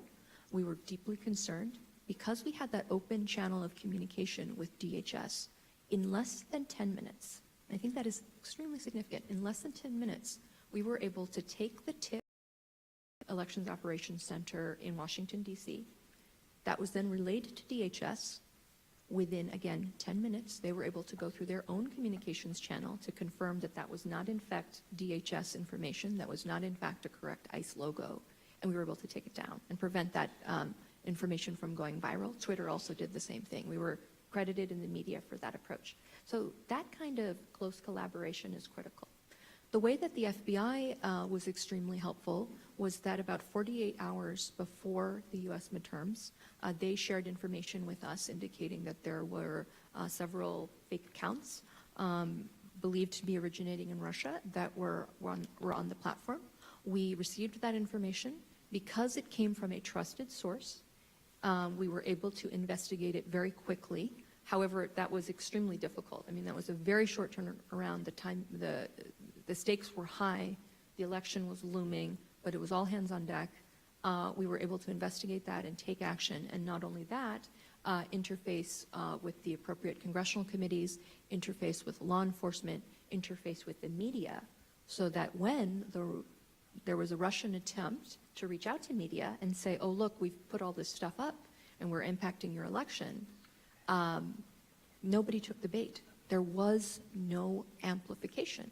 And hopefully you are hearing this for the first time, and this is not a story that you already know.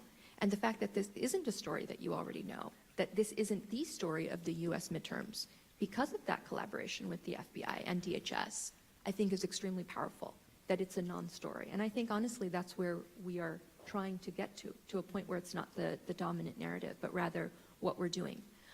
To that point, though, I think a powerful part of what we can do collectively is, through transparency, inoculate ourselves against the perceived threat, because it's not that you actually have a real threat, it's that you perceive that there's a threat, and that itself is the harm on faith in democratic systems, right? And that's a very insidious thing that you can't combat necessarily through technical means, because it's a mental perception, it's a societal perception. So that projection of strength, I think, is critical. So anyway, yes, absolutely. I think the key to going forward on this is to continue to collaborate, continue to receive that information, maybe with a little more lead time when possible. But we have been deeply grateful for that relationship and hope it can continue. I know, feel like if our election security relies on DHS responding within 10 minutes, we might be a little bit nervous about that because that's very fast for government. Kerry, do you want to add Absolutely. I something can to actually piggyback on a lot of what you already said. So not only has DHS been on the road nonstop trying to talk about the free resources that they provide to election offices, from their cyber hygiene scanning to actual penetration testing, phishing engagements, things like that, to get people prepared and more secure and educated, especially. They've been working very, very collaboratively with all sectors, not just us at the EISAC. Obviously, they're working closely with us because they fund us. But Salila's example of the California incident, that actually was reported to our situation room. So for each of the elections, we stand up what is called a cybersecurity national situation awareness room. So it's essentially a chat room on steroids, where our members from across the nation, as well as our federal partners and the vendors who work so closely with the election offices, can log in and share information in real time about the threats that they're seeing. So we do this throughout the primaries. We had one open on Tuesday. We did it the general election last year, and then for a few days afterwards, just to make sure everything was quieted down, because the misinformation and the incidents don't stop immediately after the elections. But in any case, our members in California are very, very active. They are constantly reporting information if they see anything. So when Salila talks about the war room, that war room had one of our analysts in it as well, who was also monitoring our situation room. So one of the reasons this was able to happen so quickly is because the California Secretary of State's office reports this incident to our situation room. And not only is our SOC able to see it immediately and assist them from that standpoint, but also all of the partners who are sitting in the NCIC or the war room with DHS are able to see it and act on it immediately. So that's huge. And DHS facilitated that. You know, they gave us to collaborate with them, leverage their resources, and of course their funding has made a huge difference in terms of our ability to partner with everyone. And the elections community as a whole has been so interesting to watch over the past couple of years. It's really been something else. 17, elections infrastructure is designated critical infrastructure. All the states and locals are throwing up their arms, and they're so proud of what they do that they didn't want the federal government to step in and control it. And that was the initial perception. But the elections community was able to band together and clarify what it actually meant to be critical infrastructure. It didn't mean the federal government's coming in to run it for you. It meant there are resources and money and services allocated for you now. So watching not only election officials get excited about learning about cybersecurity and taking matters into their own hands and being able to talk to their technical staff, but also watching them start to trust the United States Department of Homeland Security and understand that they're really there to help. My favorite example from the Situation Room during the midterms was one stakeholder reported that they were seeing a particular IP address performing scanning activity against their network on about a monthly basis. And they're like, I'm just seeing this in my logs now. Is anybody else seeing this? Somebody else pops in and goes, hey, yeah, I'm seeing that IP address performing monthly scanning activity as well. Third entity pops in and goes, guys, that's the U.S. Department of Homeland Security's NCATS program. Which is funny, but also, if we think about it, not only are we spinning down information, we're also avoiding wasting time on the things that don't matter. That allows us to have that 10-minute response time if we're not worried about an IP address, or we're not each individually in silos trying to look into our logs and figure out what's going on. So it's been huge. So we've got a room here full of women who are leaders in cybersecurity and have tremendous expertise to bring to bear. What advice would you give to people who are engaged in the cybersecurity field about what they can do to help with this problem. Because election security, it's not just the voting machines or people's social media, but we have campaigns that are stood up all the time, running off of different platforms. People are engaged in these kinds of activities. We have media, we have all kinds of different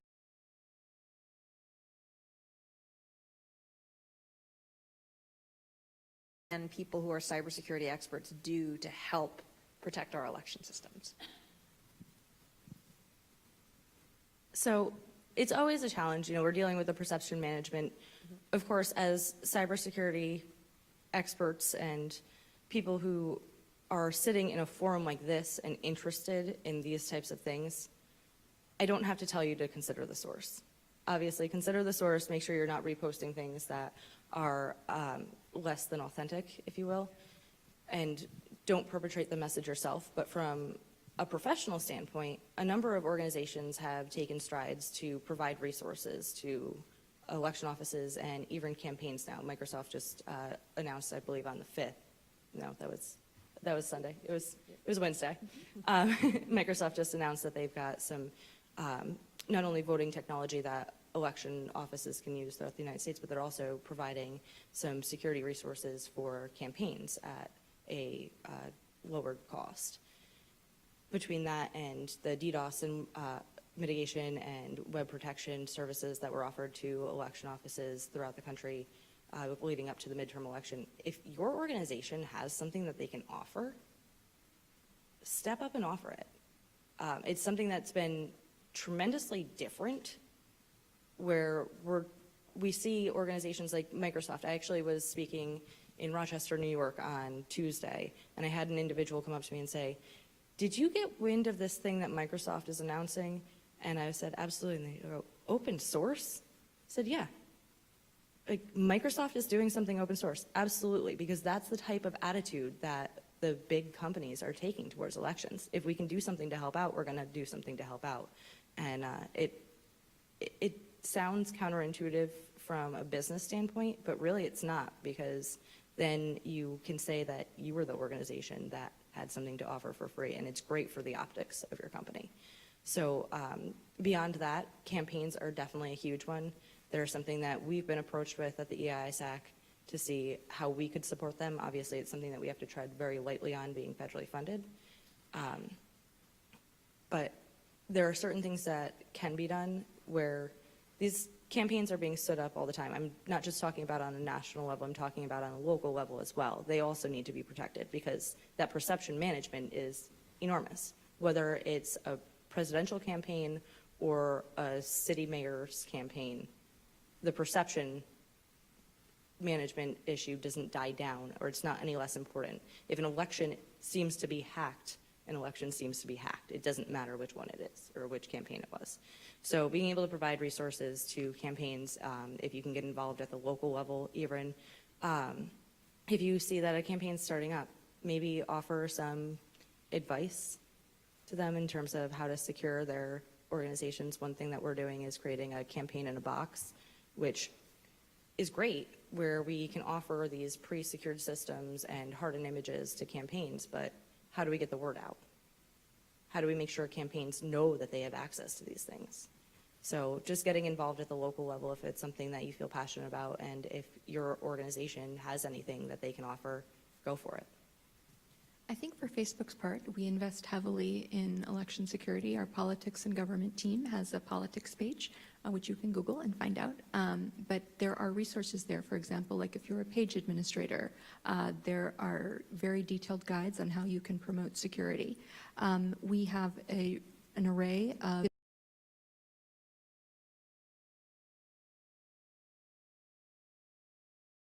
In terms of what we can do collectively, I think that an important part of the message, and I'm going to echo something Scott said, or maybe Moon said it, I'm not sure, but that the end user in some ways can be the most vulnerable asset. And then we heard David Lieber yesterday from Google say that the concern there is, well, are the big tech companies trying to shift the blame on their users? I wouldn't say that at all. I would say that this is a whole of society approach, and we're all, first of all, people in this room, people who use the internet, and we may or may not use social media. We may or may not have accounts. But security is something that we need to think about both in our personal and our professional capacities, and it does reverberate outwards, and it does impact something like wage domestically, state or non-state. And how does your own cyber hygiene? What Facebook has, for example, is a digital literacy library that has been translated into more than 80 languages. In the Asia Pacific region, where our market share is growing, we are launching a We Think Digital campaign. We have had similar efforts here in the United States. And this notion of your digital self and how you receive information, how you receive your news, how you engage with what you're seeing, thinking about trusted sources for what you see and for what you hear, and how you yourself, at a micro scale, and then as also parts of communities and groups, whether those are digital communities or groups or in-person communities or groups, take part in amplification of narratives that may not be originating from transparent and authentic sources.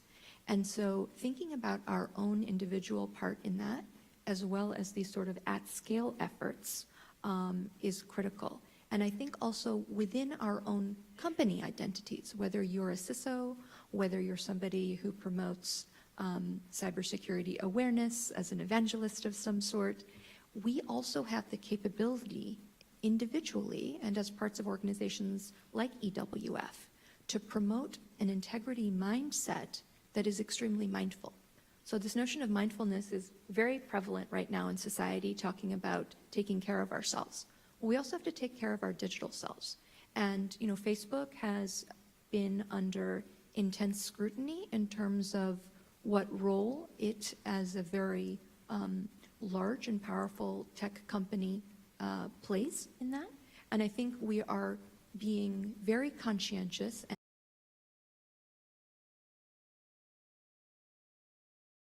being aware of how you maintain your account security, sharing that knowledge with your friends, with your family, and also how you perceive news, how you engage online, how you engage in person is a critical part of this. I'll also say that partnership on information sharing is critical.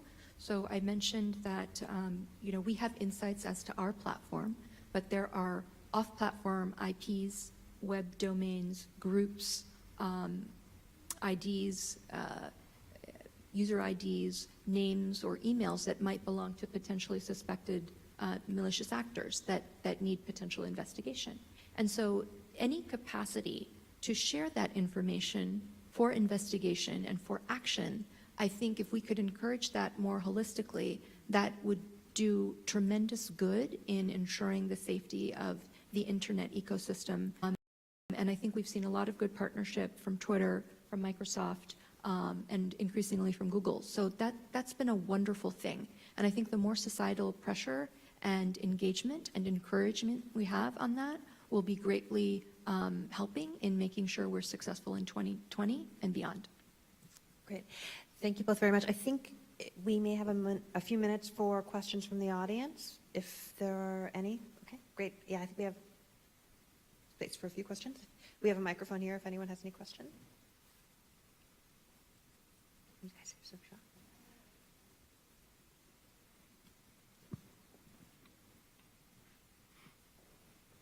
So my curiosity is, in terms of coverage, how, even though you're doing the outreach to the state and local, how much coverage do we think we have? How many are really engaging the services that we're putting out there through the ISAC?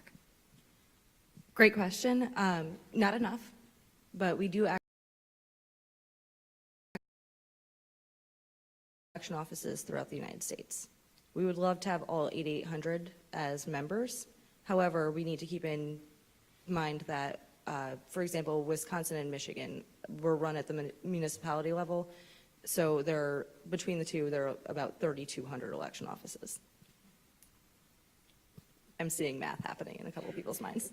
Mm-hmm. So from that standpoint, many times the states where things are so broken down, they actually rely on the state network or the state IT to provide, almost act as their ISP. So having the state engaged does give us a really good amount of coverage. Right now we've got 1,500 of the 8,800 involved, and that does cover in all of the largest counties in the United States. So from a membership standpoint and the engagement standpoint, we're doing pretty well. We hope to be doing a lot better, not by 2020, because by 2020 is too late. We hope to be much further along in terms of getting those members on board by the end of this year. So it's not just the membership standpoint, though. It's the ability to notify people when something is happening, which is kind of the biggest thing. And we do have contacts for about 8,600 of the 8,800. So that although they're not members, they're not receiving our threat information constantly, which can be overwhelming for the little guys. We are able to directly notify the appropriate party if we do identify something. Beyond that, with our Albert sensors, we have Albert sensors deployed that are election specific in 49 of the 50 states. We also have, I'm sorry. Who's missing? Yeah. So the one that's missing. So Window to put it online, so I won't pick on them too much, but North Dakota. yeah, so with that, I could imagine there's a lot of diversity in general in systems or how local governments are running elections. So is there anything that we're doing to advise them getting to a certain level? Not that we want everyone necessarily on the same kind of platform, because diversity is good too. But are there things we're coaching them on? Yeah, so there are I hate to use the word incentivize because we aren't feeding them money if they do XYZ. We will feed them money for XYZ through the HAVA funding and whatnot. Great example, California is using their HAVA funding and says, hey, you can use it for training, or you must use it for training. Florida deployed Albert sensors for all 67 of their county supervisors of elections. Using their HAVA funding and things like that. So it's not necessarily like incentivizing so much as using the funding and saying you only get this money for this. Beyond that, the National Cybersecurity, the NCSR, National Cybersecurity Review, Nationwide Cybersecurity Review, I knew I was saying it wrong, excuse me. This is a self-assessment, it's voluntary, the results are reported out to Congress every 2 years, but it's a way for election offices and also state and local governments throughout the United States to kind of self-assess where they stand in terms of their cybersecurity posture, and also in an anonymized fashion assess where they stand against other organizations that are like them as well.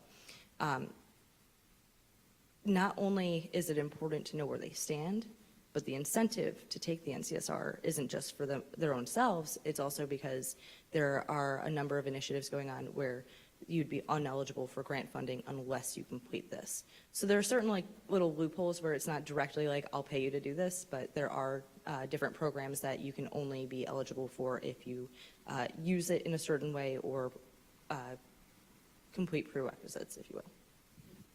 I think we have a question over here. If you could use the mic. Hi, my name is Narju Sali with SureSecure. So I'm really overwhelmed with seeing the public and private sector collaboration on promoting integrity during elections. We've had so much discussion on this. So it's delightful to see, and this is specifically Facebook. So I'm an end user and also the president of a company where we do some cybersecurity for public and private sector. I'm very interested in seeing because as an end user, I have a pleasure of sorts using Facebook because of my social connection with the family and all, but I do get fed up with the ads and everything too. But at the same time, a user can find out more about, this is the first time I'm hearing about the collaboration between Facebook and, DHS, for example, and, whether something is fake news or not. But what is Facebook doing for an end user like myself to know that these are things that you're doing for election integrity and security, and how can we as end users be part of that? That's a great question. So one thing I probably didn't emphasize enough is that with all of our activities, we have had newsroom posts for each and every one, and we seek to promote transparency through our newsroom posts. Is just promoting on our newsroom. In terms of our policies and how the end user is sort of an integral part of it. We have the ability on pages now for end users to flag things that they see as misinformation. That was a very important part of the US midterm process. A lot of our tips come in from the users themselves, and that's very, very important. So in addition, we have collaborated with the Atlantic Council, and on all of our takedowns, for example, again, those are based on behavior, not on content. We have transmitted to the Atlantic Council's Digital Forensics Lab all of our information, and they do a deep dive analysis that they then present. And those are linked to in our newsroom posts. So by promoting transparency and by also promoting products that enable a user, for example, to click on an ad and see information behind an ad, like who's paying for it, what's the origin, or even a page. What was this page called? One way that some of these bad actors will build amplification is that they'll create a page or group that is ostensibly about, let's say, women in cybersecurity. And they'll have a series of posts, maybe over a period of months, possibly years, talking about women in cybersecurity, workforce development, STEM. And then all of a sudden the tide starts to turn on that. And maybe the page changes to women against cyber influence. And it's suddenly a politically charged issue, right? We detected that when doing the analysis of what occurred in 2016, and we have implemented policies and transparency measures to prevent that kind of action, because now you can sort of click and see page history, name history, origin, right? So if the site says I'm based in DC, but then you click on that and you see information about other origins, there's a way for a user to see that and potentially report it. So the increase in transparency and also having mechanisms for reporting for the end user is a part of how we're trying to collectively build towards a safer and better place. Okay, that's a very good answer. I also would just briefly add that, it would be good to see some, Facebook as a partner in promoting election integrity, and what are the achievements. As we go deeper into 2020, we want to be able to see that, to say, how is Facebook a strong partner in that? So Yes, and so again, I would point you to, for example, our politics and government page, where we have a lot of this outlined. We discussed it also during the midterms, but it's an ongoing effort and it's a global effort.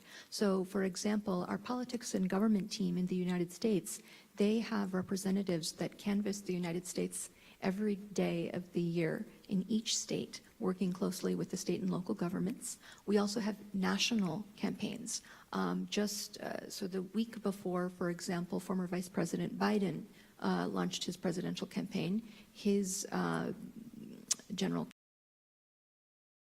Security Director, they came in for a briefing on our election integrity efforts and for services to sort of ensure the integrity of their elections, and also at the state and local level. So we are working hand in glove with campaigns, with political figures, providing protections against, for example, impersonation and hacking. A lot of this is outlined for public awareness on our newsroom and on our politics and government and other election-related pages. So I would definitely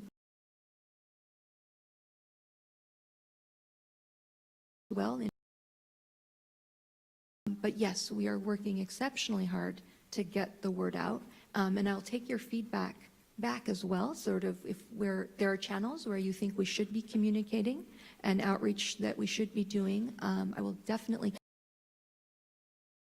Yes, our number one priority, and I mean this sincerely, because I wouldn't have come to work at Facebook if I didn't believe this, our number one priority is the end user, because our company is based on a foundational principle of connecting people. And we cannot forget that there are nonprofits, that there are fundraisers, that there are PTA groups, etc., so many different categories of people who come together on our platform, and we need to keep that a space that can be trusted, but a savvy kind of trust, right? The same way that we go out and we live in the world and we're safe with our information and we lock our doors when we leave our homes, that we trust ourselves to live in a responsible way. The same thing we have to do with Facebook. So please find me, and I would love to receive any information, Yes. and this goes for anyone, if there Thank are you so channels we much. should That's a big communicate. like. Great, thank you so much. Thank you. I'd like to thank our panelists for their participation.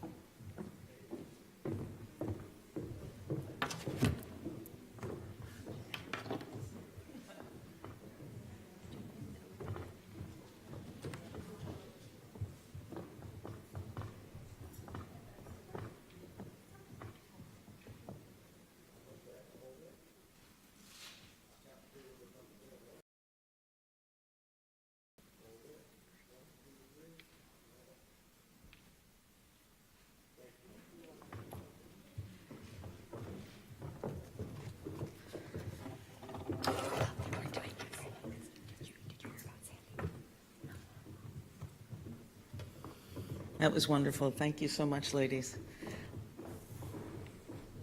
I now have the pleasure of introducing Deneen DeFiore. Deneen is the Senior Vice President and Chief Information and Product Security Officer of GE Aviation. She is also our Executive Ambassador to the Executive Women's Forum, and she's got some fascinating things to tell you. Deneen.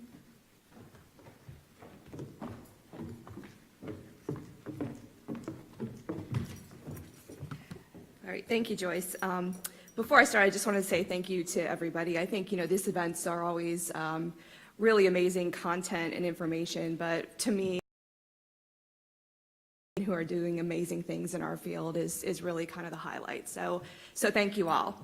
I'm going to talk to you a little bit about the state of cybersecurity in commercial aviation. Before I get into the details, I just wanted to give you some context around what it is to live in this world of commercial aviation. So I work for GE. We're a market leader in commercial jet engines. We make military jet engines. We make avionics system. We do things for products for general business and aviations as well, too. We also have a really big service network that services these products across the globe. We are also becoming a digital industrial company, so not just worrying about cybersecurity from a standpoint of our products, but also our digital solutions that we're creating optimization for our customers as well. Our mission and our purpose is to invent the future of flight, lift people up, and bring them home safely. Just to give you a little bit of context, every 2 seconds, an aircraft with a GE engine takes off in the world. There are about 300,000 people in the air right now that are dependent on our technology. And on the military side, 2 out of 3 fighters are actually powered by our technology as well, too. So safety and product cybersecurity is top of mind for myself and our business. We've been inventing the future of flight for about 100 years. Back in 1919, our first GE engine, our turbocharger, broke the world record, and it enabled the first aircraft to fly the highest it's ever been at 30,000 feet. So we in aviation are really, really innovative and big risk takers. And with taking big risks, right, make sure that you have to mitigate and balance that as well, too.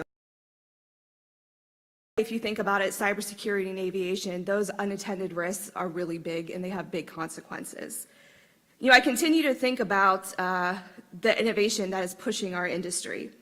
And it's amazing. You think about not only on the product side from the technology advances around lighter materials that improve, more efficient flight routes and everything in between, to passenger experience and, being connected in the air just like you are on the ground. So when you think about this, it's really enabled by the digital technologies and platforms that are taking aviation to the next level and really transforming the industry as we move forward. I think, and it's an industry kind of, I'd say, paradigm as well too, that as we push these innovations, our cybersecurity approaches and mechanisms to mitigate risks need to be as innovative and resilient as a technology that keeps our planes flying in the air. So there are a few opportunities and challenges in commercial aviation, and what's holding us back from really achieving those cybersecurity resiliency in the aviation industry? Well, if you think about it, I think GE Aviation does a really good job as best as we can to protect our products and our networks, but we don't operate those products and network in a vacuum. We really operate in a connected ecosystem. We're dependent on each other, the supply chain, the airlines, the operators, airports all over the world. And as a complex ecosystem, we have to figure out how to understand the concept of shared risk. And by not elevating the whole industry up to a certain level, we're really we're really not doing a service. So we want to make sure that we're taking approaches that are collective and really moving the entire industry and ecosystem forward. So, I mentioned the growing, push for innovation in the aviation industry. But why do you think cybersecurity threats are growing so rapidly here in our sector? The aviation industry has always been a target. Cyber is just another mechanism. The economic value and even the, I'll say, political value of disrupting the aviation industry is a very lucrative target. We have to deal with that on a day-to-day basis. They're really reshaping the industry, and we have exist even new ways of thinking and introducing new risks that we have to mitigate. This is not the same in aviation supply chain and ecosystem that was even 5 years ago. Another driving factor is that, the employees, the pilots, and personnel have an increasing expectation that technology is going to be able to enable them to do their jobs. They want to connect to the aircraft and the data and the operations in different ways, and they expect to have data at their fingertips. Planes are exchanging data with ground systems and with even in-between systems on the plane at very high speeds constantly. So ensuring that the integrity of that data is there for the crew and the pilot to make those decisions is of utmost importance. Passengers are also bringing more and more capable technology on board. You expect to go on a flight and have Wi-Fi on the ground, maybe even have a better experience. I know I do. I get upset right when I don't have my Wi-Fi on those long international flights when I want to get things done. So that's a challenge that we have to think about as well too.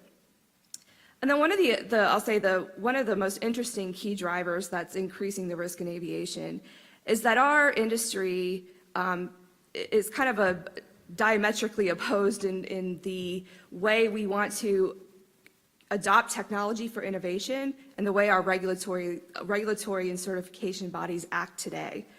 So, for instance, in a critical safety system in an avionics system, just one line of code may take 2 years to requalify and change and be able to get airworthy again. And it's because of the regulatory setup that we have to go through a series of handoffs, requalifications, and certifications. So you think about that in terms of cybersecurity risk. Hackers can respond to a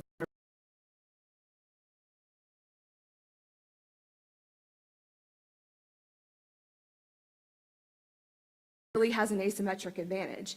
It's unfortunate, but it's a reality. So we're working to figure out how to mitigate that and change the paradigm there. So let's talk a little bit about some of the threat scenarios in this connected ecosystem. We need to consider protecting and maintaining our software and technology products it's not just the confidentiality around the IP, but it's also the integrity, resiliency, and availability. That's embedded software, connected software, platforms, ground systems. It is this whole ecosystem. There's vulnerabilities across this whole landscape that you see here. And our assets are long life, right? Platforms, as well as just planes and assets, parts and components, they're in the air and they're in service for 20 plus years sometimes.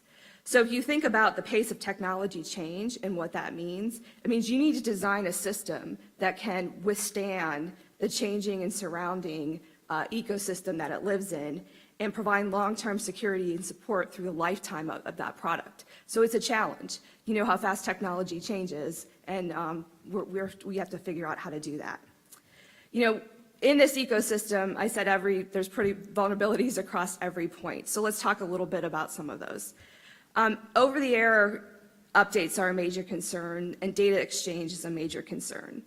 One of the things that we have to figure out, and we're looking at solutions to mitigate, is how we are ensuring and sending data and receiving data between assets and systems, and ensuring the authenticity of that data. How do you know when we're actually sending data to the flight management system or flight control system that it's the data that it's supposed to be coming from, and you're on the right flight path, right? So we're trying to figure out how do you make sure that we have anti-spoofing software or mechanisms that enable, you know, the pilots and crew to ensure that they have the right information.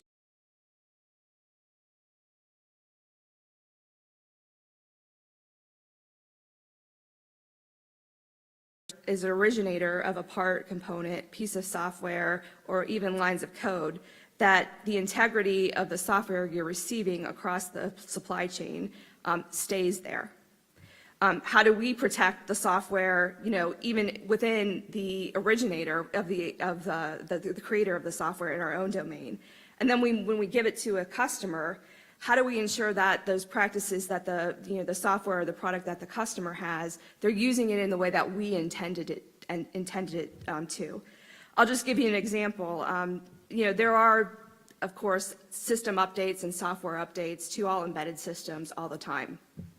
Typically, in the aviation industry, those software updates are still done manually. So you get a big box that's loaded with the software, and you physically go to the plane, open up a panel, and you stick the box in there. Now airlines and operators want a little bit more flexibility, and they're looking at, you know, storing some of these software updates in the cloud. And they're toying with that idea, right? We weren't designed to do that, but the technology enables them to pull software updates around the world at any time. So you know, changing operating procedures and mechanisms to get efficiency based on technology are starting to be talked about, which introduce risks that we have to mitigate for sure. So, you know, many companies are dealing with these things. They're looking at secure software distribution systems with you know, very highly complex authentication and, you know, encryption technologies that we're digitally signing software to make sure that we are authenticating. So those are one mechanisms.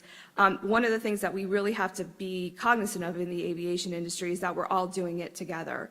Because if I have one airframer and, you know, and another airframer that are doing it differently, we're all kind of working in this ecosystem together. So we have to work collectively against standards. And that's one of the things we're working through. You might be surprised, there is no official, consistent cybersecurity framework across the globe right now in the aviation industry. So talk about that a little bit later, but that's one thing that we're all dealing with, is trying to approach these threats and risks collectively together so we get the most bang for our buck there. We'll talk a little bit now about the supply chain. You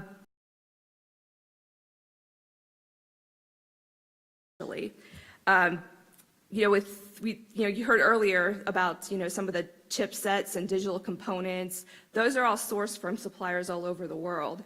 So how are we ensuring that those digital products that are parts of our components are really authentic? They don't have compromises, backdoors when they're introduced into our products.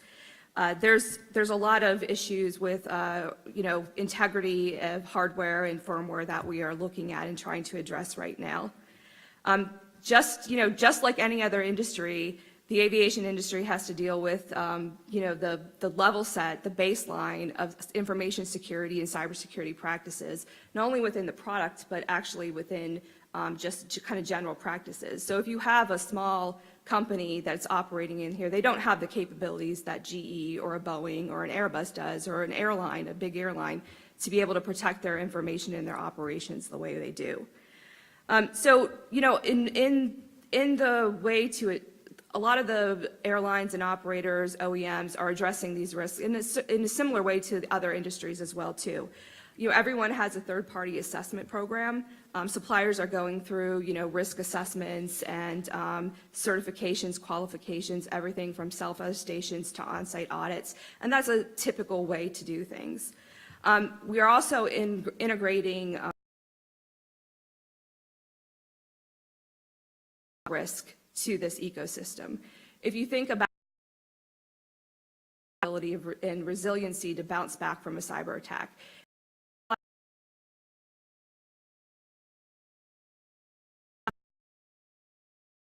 that component or that software component, and if they don't have the capability to bounce back from even a simple thing like WannaCry, this whole ecosystem comes to a standstill.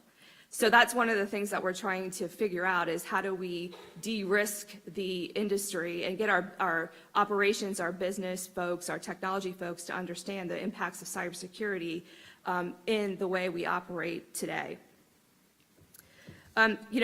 We are researching a lot of the scanning technologies on the OEM side, so the original equipment manufacturers, to look at hardware vulnerabilities and malicious code and embedded, malware and things like that. So it's a nascent capability. It's not as robust as we would like it to be, but we're making progress in getting there. We also are focusing on a real holistic approach. So it's not just, the products and securing the product. It's the actual environment and the whole system that those products are created in. So cybersecurity has to permeate from the design concept and protecting the confidentiality, integrity, resiliency, and availability of the information in the systems that you use to design the product, to manufacture the product, and to service the product as well, too. And this goes for operational technology as well. And then, we are looking at how do we, across this, very complex ecosystem, get standard, I'll say, approaches, terms and conditions, again, so we're all working across the same baseline. That's one of the things that is very challenging, because as big and as complex as this industry is actually very small. There's the same players all the time, right? So we're dealing with that now. The other consequence, really, and I think this is probably the most familiar of a risk in cybersecurity in the aviation industry, is the loss of critical IP. The United States and Europe, and we're powerhouses within the aviation industry. This is an economic enabler for the world. There are countries that would like to take over and be the economic powerhouse for commercial aviation. So from an IP perspective, we are a huge target. We spend a lot of time and effort in securing our systems, our IP, from hackers, from cyber criminals, as well as competing companies. So there is still the actual corporate espionage that does take place that we have to think about. And as we have defenses that become stronger from advanced threats, tactics are changing. We are seeing more and more, I'll say, cases and I'll say techniques around recruiting insiders. So people with trusted access to this information to, exfiltrate and provide, trade secrets or IP or even operations data on how to get things done. It just depends on where those countries are at in the life cycle that they would like to be able to get our IP. And, we talk about, the economic impact, but there's also the the threat of, cyber terrorism and disruption as well too. So it's a really kind of broad threat landscape that we have to deal with and figure out, how to manage and mitigate. So when you think about such an independent industry as aviation, there's a few principles that we collectively decided to operate by. As a whole we're going to treat it like safety. It can't be a competitive advantage to any one of us because we may be able to do something competitively, and have a little edge for 2 to 3 years, but as threats change, technology change, that expectation just becomes a standard. So we collectively as a industry have committed to work cybersecurity across, companies, countries, boundaries to accelerate our ability to really get cybersecurity right in aviation. So we're collaborating at a global level. We're collaborating on best practices, everything from standards at gate links, what the cellular networks need to look like, authentication, identity and authentication standards for this whole ecosystem that you see up here. That really secure interoperability in that ecosystem is absolutely paramount for us to be successful. We're also collaborating on standards development. So the FAA and the EASA, which is the equivalent of the FAA in Europe, are working together on a cybersecurity standard that would kind of raise the level and expectation of the aviation industry. And again, they're not just talking about product security, so they're not just talking about the aircraft in the air, they're really talking about standards along this whole ecosystem. So there's a thing, they're calling it the horizontal rule. And that's a little bit of a change for our business partners to understand, because when we talk about aviation security, the first thing that everybody thinks of is the plane.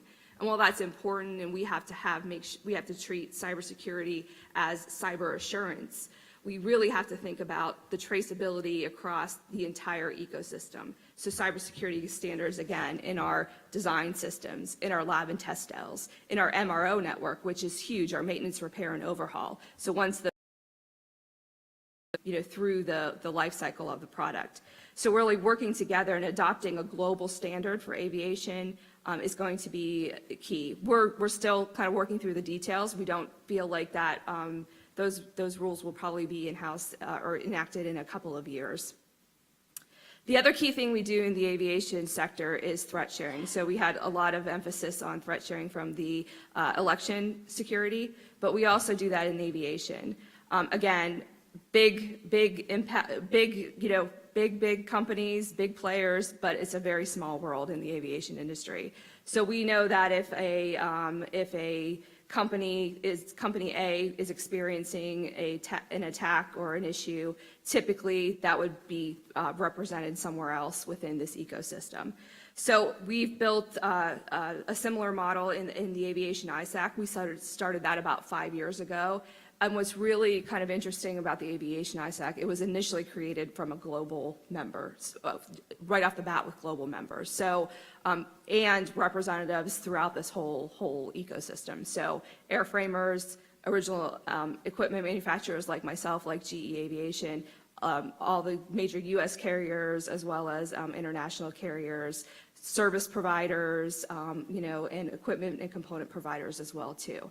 So really, understanding our vulnerabilities and our approaches to collectively attacking it is very, very important to us. The other thing that we're working on through the Aviation ISAC in the aviation sector is the approach to work with the security researchers. So just like, again, just like any other industry, there's a lot of people that like to experiment and, find vulnerabilities and hack, and folks like to do that with the aviation industry. Everything from, satellite providers to avionic systems, and now we're even seeing security researchers, claims, like Chris Roberts a couple years ago, claimed to hack into the, through the IFE, to get to some of the flight control system, which is not able to do, but he claimed to do it. But we're seeing more and more of that. we're seeing people, buy components and buy pieces of the aviation architecture and then postulate how they could hack it. And those threats or those claims are going straight to the media. So that's one thing that we're seeing very differently now. Is before, this industry was tightly controlled around what information got disseminated, when it got disseminated. With the rise of social media and I think just the expectation of instant information, those claims are going very quickly out to the public. And a little bit different here is, when you think about aviation, you expect safety at its highest level, right? When those claims come out, they actually they lose trust. The public, the flying public, lose trust in this whole ecosystem, and it causes a lot of damage. So what we're doing is we're really trying to have a mechanism for security researchers to bring us the vulnerabilities that they're seeing and really understand what they're thinking the threats are, and then getting them a little bit more educated around the whole aviation architecture and compensating controls and what we do here. So that's a really big part of what we're doing in the aviation ISAC and collectively across the industry. So, what's really holding us back from cyber resiliency in aviation? Just like those folks who innovated 100 years ago to, invent the future of flight, we had personally risked it all to create this industry. We have to be, courageous and embrace this risk. And we have to do it because it's the right thing to do, not wait for regulations or for, a cyber event to happen. We have to be proactive in addressing this risk. We can't let the industry keep evolving and enabling itself at a higher level with digital technologies if we're not doing the same from a cybersecurity capability. So designing security into our systems, our processes, our operational technology that supports this ecosystem from the start is very, very important. And we have to collectively adapt those standards I was talking about, or we're not going to be successful across this whole interconnected world. We have to continue to analyze and share threat information.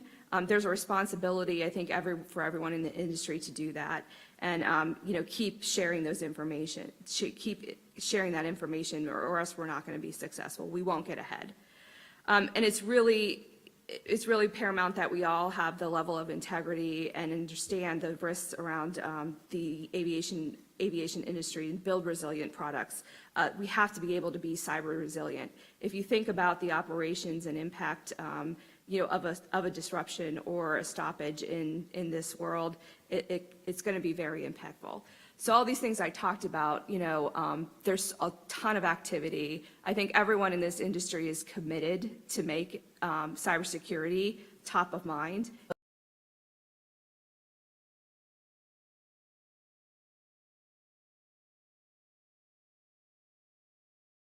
Resilient operations, because we know things will happen. We have to be able to bounce back. It's not if, and it's if, but it's not if things are going to happen, it's how you respond. And we collectively agree that that's the way that we're going to be able to ensure the safety and cyber assurance of the aviation industry.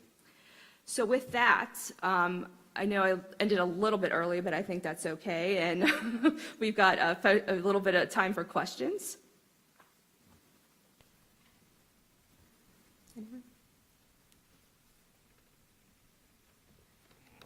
Hi, Deneen. I'm Olivia Stella with American Airlines. Hi. As a member of the Aviation ISAC, I can completely agree with Deneen on the safety and security that we have in this industry. We are working together constantly to make sure that we're on the same page. I know when you mentioned trying to transition from manual data loads to over the air, I heard some begrudging moans in the background. Yeah. Like that, it's really scary, right? Yeah. But when you think about it, I was flying in here and we had to wait for maintenance on a taillight, and passengers were furious because we had an extra 30 minutes. So it's a hard line to balance between how do we secure those systems as opposed to making sure that it's transparent to the passengers. So what is GE and the other OEMs doing to support the airlines and the other suppliers in the industry with that? Yeah, so the first thing that we're doing is really trying to understand the initial use case, right? Like your business drivers and why you need to do that, right? So we can design products with the security and assurance in them, because we design products based, on the way it was used 10 years ago, right, is not going to be what you need today, right? So we're really partnering with the operators to understand what those drivers are, so we can, either do the next generation of products or retrofit some of those things to put the cybersecurity controls and insurance around it so we can safely do it. The other thing too in that case, right, is that we're pushing the boundaries of technology, but our regulators haven't caught up, right? So we don't know how to do continued airworthiness on those types of technologies, but the expectation around safety and quality is there. So it's a weird dynamic that we're trying to work on. And that was a perfect segue into my next question. Sure. That you hit the nail on the head. We are in such an agile environment when we have issues that it doesn't match up with the current airworthiness for regulations. So are you able to elaborate on certain ways that GE is trying to improve that, or certain initiatives? Yeah, so we actually spend a ton of time with our regulators and industry groups. So I have a whole portion of my team that is out there educating, much like we're trying to do today as in the past 2 days as a general education around cybersecurity. We're out there with those regulatory bodies and trade associations to really get to the root of the issue and get them to understand this is practical implementation, right? And we can achieve the outcome you're trying to achieve around cyber safety assurance, we'll say, if we do it these ways versus the prescriptive way you think we need to do it, right? So I think right now it's a lot of advocacy and education and making sure that we're getting everybody collectively involved in that. Awesome. Yeah. My final question in regards to the researchers community. So that's something I take personally. In a previous company, I was a bug bounty lead, and that was a night and day light bulb that turned on. Coming from the corporate space, that's not your mindset of going out there and hacking on a day-to-day basis. But when you talk with these individuals, you realize some of them are just like you and me, where they have a day job and this is something they like to do, or others are, this is their job. So how is GE approaching engaging the researcher community on more of a positive side? Because what I see within our industry is that this is negative, don't even touch it, but they're already doing it. We can't back away. Right, yeah, we are. So, we have, GE in general, we fall into the kind of product security program there. So we have a way to report vulnerabilities, through a standard program, just like I'd say very similar to any other corporation would. I think the interesting thing about aviation, though, as I mentioned, is, two things. I think a lot of these security researchers, they're aviation enthusiasts, right? They're not somebody that have spent, they're not a former, pilot, or they may be a pilot, but they're not a former design engineer and aeronautics design engineer, right? So they have bits and pieces of information. They're not, they're not understanding the whole picture, right? So that's kind of one issue that we're trying to deal with, and you have to figure out a mechanism to engage. We are actually working a lot with the Aviation ISAC. We feel like that's the best way and mechanism to reach these researchers versus the individual companies.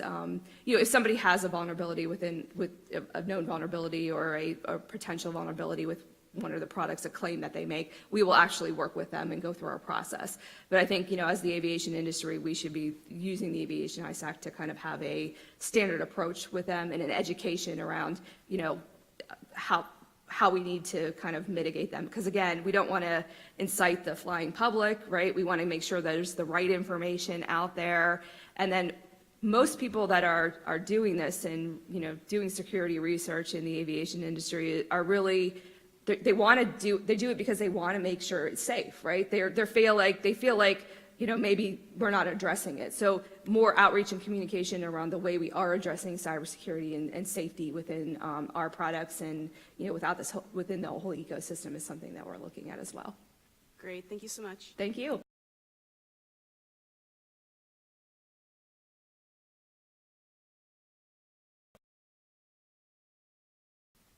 Okay.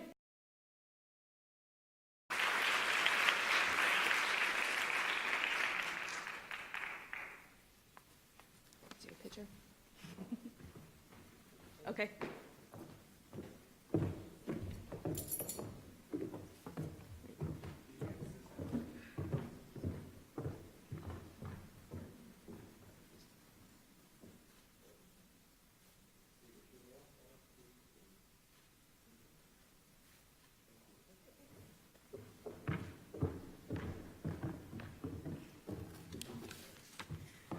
Well, thank you, Deneen. As the wife of a United pilot, I'm happy that the aviation industry is doing such a great job of securing all of us, and especially him when he's up in the air. Well, ladies, I hope that you really have enjoyed these past 2 days on Capitol Hill. I would like to begin by thanking all of our distinguished speakers,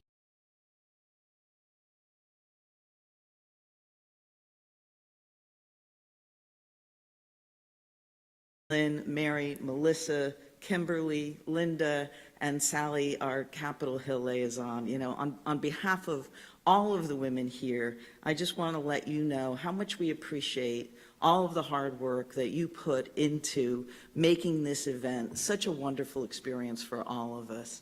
There was a lot of late nights. As you can imagine, it is a Herculean task to put together 30 congressional meetings on top of this agenda. So I would just like to thank the EWF staff.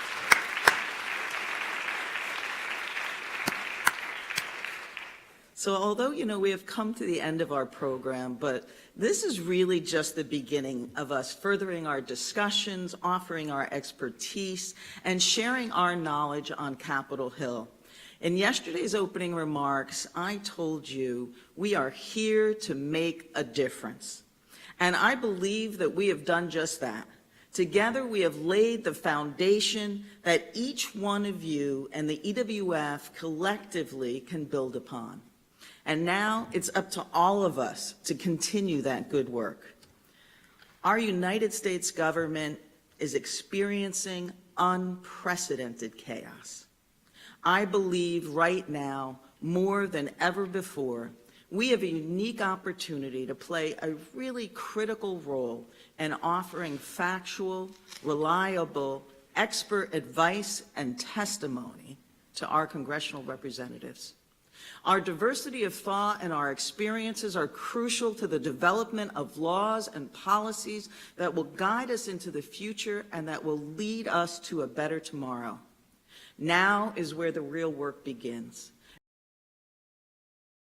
Step up our game. I encourage each and every one of you to get more involved in the Executive Women's Forum and to champion your companies to do the same. The work we're doing here on Capitol Hill truly does take a village. And as we grow in our numbers, so does our sphere of influence and our ability to affect change. Our work to increase women's participation in the legislative process is a marathon and not a sprint. Actually, it's an endurance test. One thing that I know for certain is that I will not give up. And I'm counting on each and every one of you to move forward with the EWF in achieving our mission. Together with our corporate thought leader partners, we look forward to working with you to develop follow-up steps and ongoing interactions with our congressional staff that are going to improve our security and our privacy through a more inclusive lawmaking process. I want you to understand the importance that the EWF initiatives have in building the women leaders of tomorrow, as well as strengthening us women leaders of today, so that we are all actually capable of stepping up and facilitating change, not in our companies, in our communities, in our families as well. LIFT, which is our mentorship program, and the Rising Forum Leaders for Millennials, is providing valuable personal and professional development that will build the capabilities and the confidence of women who will be leading the charge in the future. Our national conference that gathers over 5 each year, as well as our regional meetings and our Women of Influence Roundtable, have established a trusted venue for women leaders to share their knowledge and life experiences with both each other, as well as role models and mentors and sponsors. Most importantly, the EWF itself provides a platform for women leaders to be celebrated and recognized in our industry. This sisterhood of women is the foundation of change. You see, the EWF, through our programs and our events, is actually strengthening the resolve and privacy and risk. And by engaging the corporations that they work for and the government that they serve, we are both turbocharging our impact and accelerating the rate of change for women in the workforce. That's why it's so important for the EWF and its members to the investment in women and in young girls that will become women.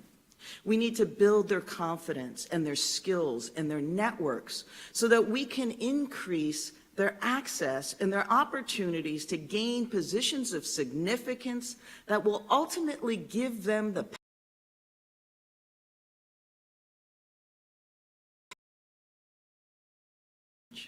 We are here to serve you as an incubator of your ideas, a megaphone of your voices, and a sisterhood of support. I'm hoping that you will make the EWF an important part of your life and allow the actions that you have taken here on Capitol Hill and in the future to become part of your own personal legacy. Our collective power is immeasurable.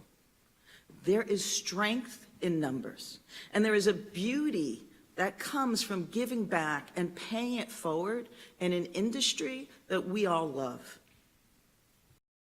That as an individual and in the Executive Women's Forum collectively, that we are building a legacy to empower all women in the workforce. So I'd like to leave you with a quote from Margaret Mead, and she says, "Never doubt that a small group of thoughtful, committed citizens can change the world. Indeed, it is the only thing that ever has."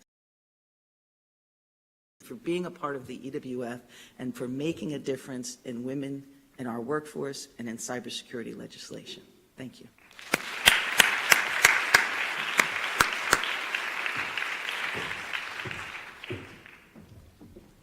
Just wanted to say, ladies, we'll be taking our group photo right on the steps of Capitol Hill. So you're going to exit the same way that you came in, and then just make your way to the steps, and we'll all gather into a group and take that quick picture.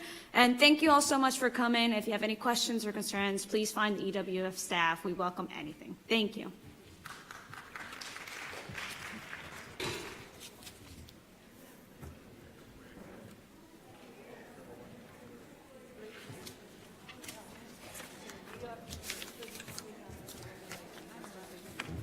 Very nice to meet with you, Gianna.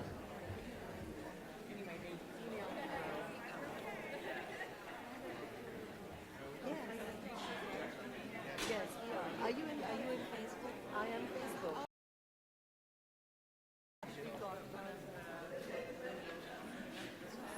You know, we run a company with cyber, our core capability with cyber, we work with the government. Okay. So our main client is NASA. So